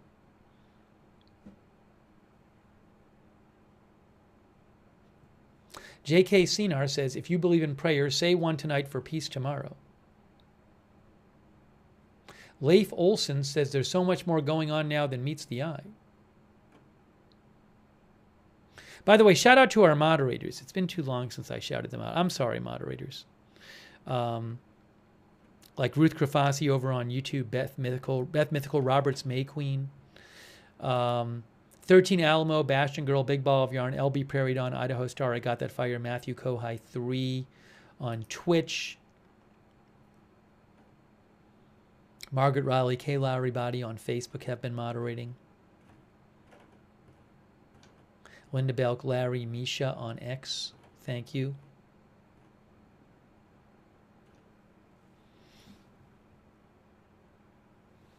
So we're going to be covering this tomorrow, all right? We are going to be covering this tomorrow.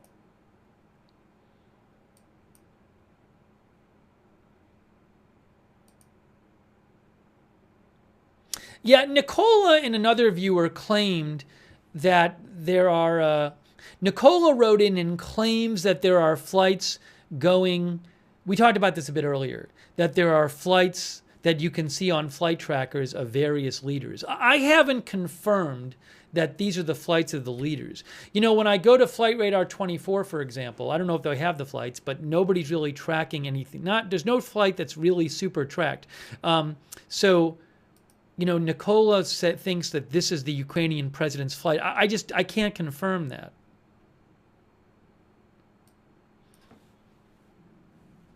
Our viewer Nicola thinks that this is Zelensky's flight on ADSB exchange. Maybe it is. I don't know that for sure. I mean, if it is, he's pretty close. How long has this flight been in the air for, though? This would be hours and hours. Right? That would have had to have leave. I mean, Zelensky did a call this morning in Europe, and he did appearances in Europe. So he would have had to get right on that plane because it's been flying for a while. But again, I just don't know. I'm not sure.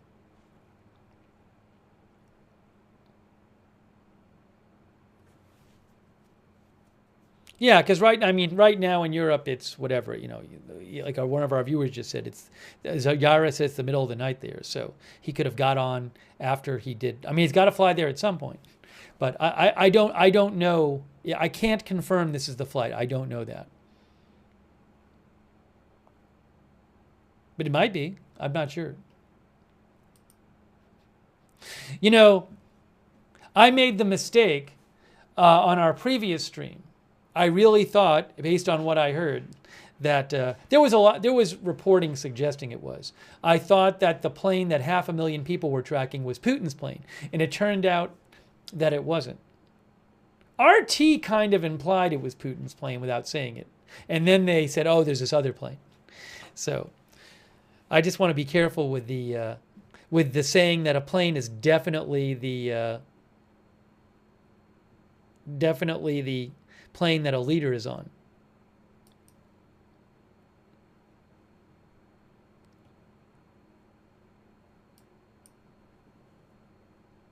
But they could be. You can go to adsbexchange.com to check that out. And Flight Radar 24 sometimes has them. But again, I think there doesn't seem to be anything on Flight Radar 24 right now that is widely believed to be one of these planes. I would think, if you look at the most tracked flights on Flight Radar 24, 1,400 people is not relatively a lot.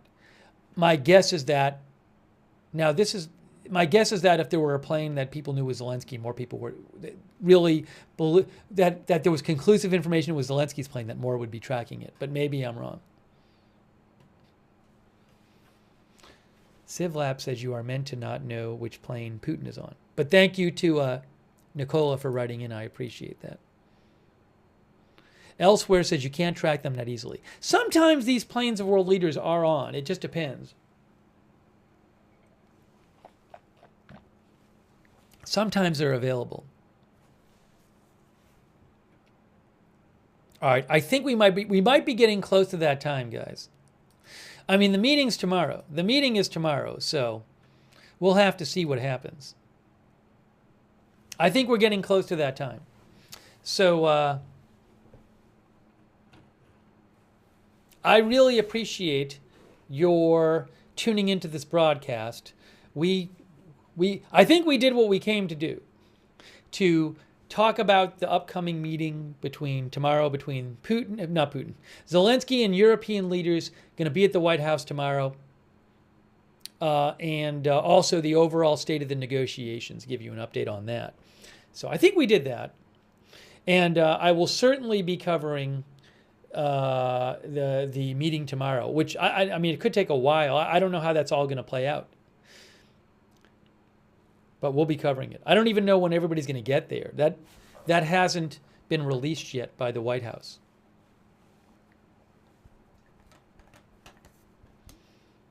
I don't know when the coverage is going to start because I don't know what the whole schedule is. Browntown PR thinks the German chancellor is arriving at Andrews Air Force Base right now. Maybe that's happening. I don't know.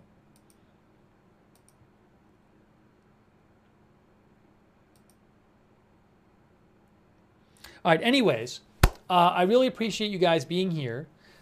If there's some other big news tonight, I'll jump on and cover it. But, and a lot of people, I appreciate people, a lot of good discussion in the chats today. And thanks for letting me read your comments and sending in news updates and links and stuff. So thanks so much for tuning in. I hope you can be with us during our coverage tomorrow. And subscribe, follow the channel, Agenda Free TV. We cover all kinds of live breaking news without an agenda. Agenda Free TV. Subscribe and follow. I like that we were able to get. I think we got into the details of some foreign policy today. It was a fun. I don't think it's not a fun war that's going on, but I do like when we have time to talk about some details. Get a little more into the details of foreign policy and some of the specifics here. I like that we can do that and take the time to do it. So that was good. I would prefer if the war weren't going on, so we didn't have to do that, but unfortunately it is. Anyways, I'm glad we had time to do that and do some discussion of that today. But coverage coming up tomorrow. Hey, I would suggest you turn on the notifications for this channel that we have created. Turn on the notifications on whatever platform you're watching on, but we set up our own notification system, which works really well. Sometimes the notifications on the different platform are kind of iffy, but we set up our own notifications. It's free. We do it through Discord. They're really reliable. You sign up once for free. Then you get sent a notification whenever we go live. The mods will post the link to sign up for the free notifications. You can find the link in the description of this video on YouTube and Facebook. But sign up for the notifications so you get notified when we're going live so you don't miss a stream. And, Wicked Code mentioned the letter from Melania to Putin. I'll mention it. I forgot to mention it. I'll talk about it really fast at this point. At this point, we're wrapping it up. But Melania Trump wrote a letter to Putin.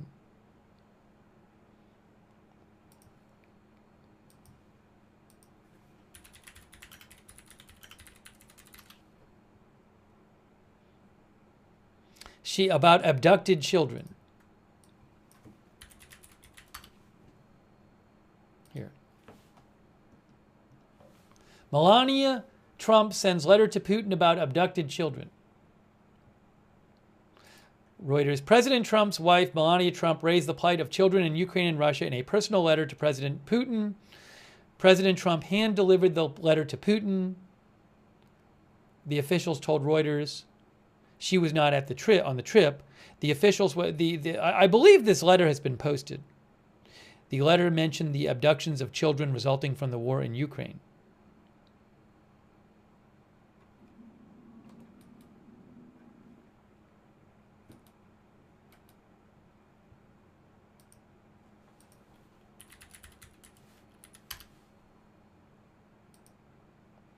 And then Fox News said it was a peace letter telling him it's time to protect children and future generations around the globe.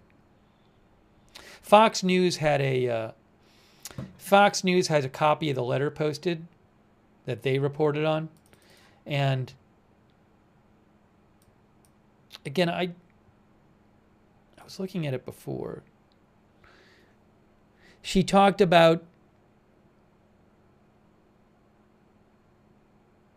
some children today in today's world are forced to carry a quiet laughter untouched by the darkness around them. Mr. Putin, you can single-handedly restore their melodic laughter. And you can protect, she said, in protecting the innocence of these children, you will do more than serve Russia alone. You will serve humanity itself. So I guess she seemed to be suggesting that by helping stop the conflict, he could make things better for many children. Anyways,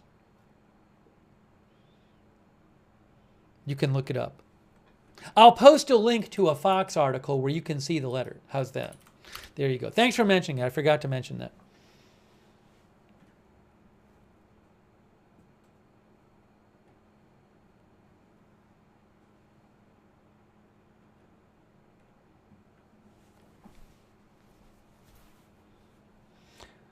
Let's see. So thanks for mentioning that. Let's see. Oh, okay. I was going to thank our mods for being here. Thank you so much to our moderators. I really appreciate it. The mods are the ones who make it so that we can even have chat rooms. So good chat today. A lot of good discussion in the chat. But thanks to our mods for making it possible. Ruth Krafasi, Beth Mythical over there on YouTube. Thank you so much. And our other YouTube moderators.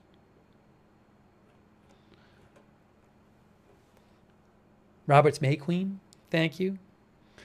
On Twitch, all of our other YouTube moderators. On Twitch, 13 Alamo, Bastion Girl, Big Ball of Yarn, LB Prairie Dawn, Idaho Star, Matthew Kohai 3. Thanks so much, and all of our other Twitch moderators.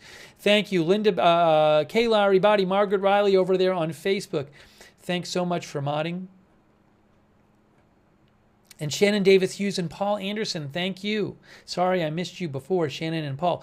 Linda Belk, Larry, and Misha on X, thank you. Hey, also, thanks to everybody who donated. So nice of you. Hopefully I thanked everybody.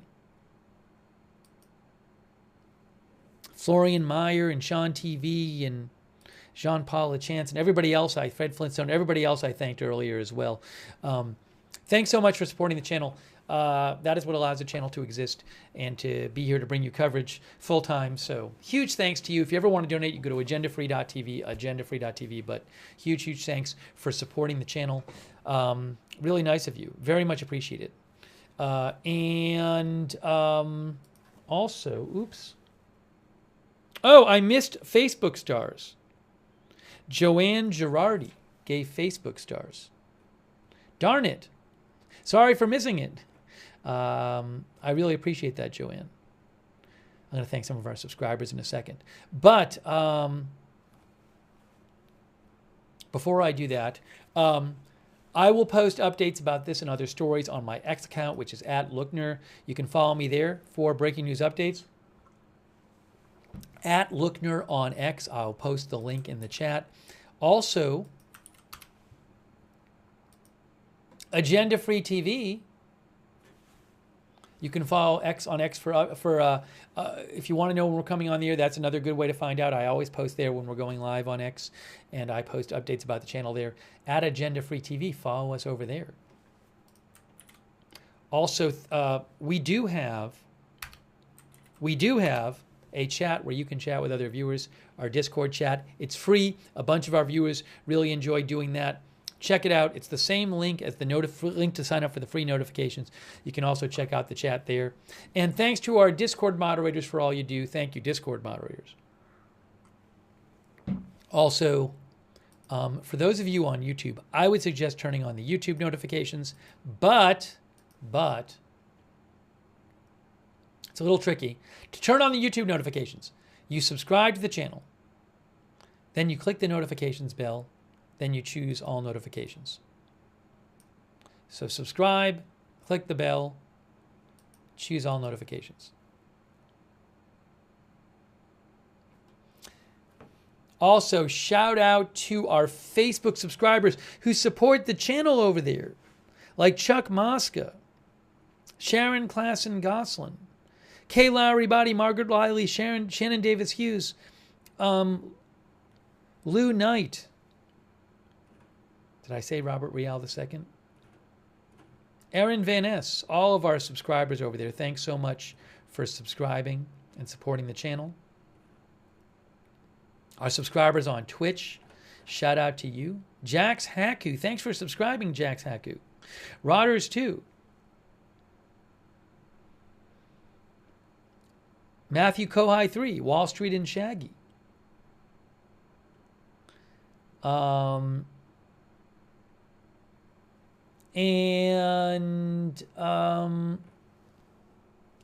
Tarkus, Tatermong, CC143, thanks for subscribing on Twitch. There's a subscriber on Twitch that says that their name is Netanyahu War Criminal. In the future, I'll just read because I don't want to start editorializing with subscriber names. So I'll call you Netanyahu WC. But thanks for supporting the channel. And Douthis as well. And Tatermong. Did I say Tatermong? And all of our other Twitch subscribers. AJ Rod, thanks. Also, all of our YouTube members. Like JD63, Doug Cahill, Wickedest Witch, Leslie Ladyhawk, Evelyn and Man, Crypto King, Ken Lance, Cruella, Jane Jones, Babs,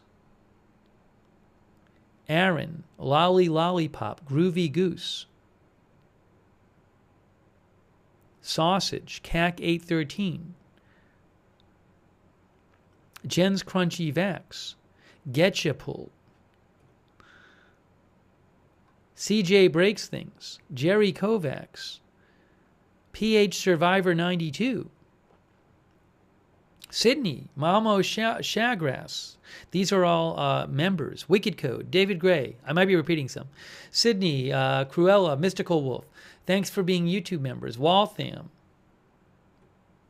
Babs, Shaff, Ellen Bridges, Jen's Crunchy Vax, Josie, Hot Pink 90 Sun, Chris N, Macro Geek, Songbird. Thanks for being members. Gemini Rose. Thanks to our other viewers as well, like Tuck F, Svisky.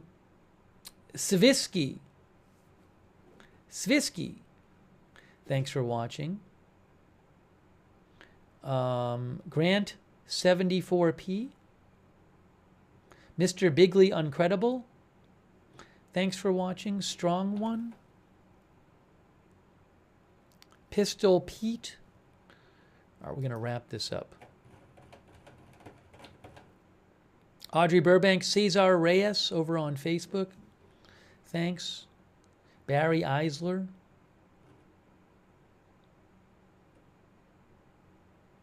Artist Caverlin. Melissa Terry, Paula Thompson, thanks. All right, guys, we are wrapping up this Cleo Stitch Witchery. Thanks for watching. We're wrapping this up. Oh, thanks, John Social Media, who thinks Kievan Rus is what Russia is after. Thanks so much, John Social Media, for your support. That's really nice of you. All right, guys, so I am wrapping up this live stream. We're going to have coverage tomorrow of the big meeting at the White House with Trump and Zelensky and a bunch of European leaders. We'll see what happens. But that is, and if there's huge news tonight, we can come on the air and do another stream. That is it for now. Thank you so much for tuning in. We'll see you soon with more live breaking news coverage right here at Agenda Free TV.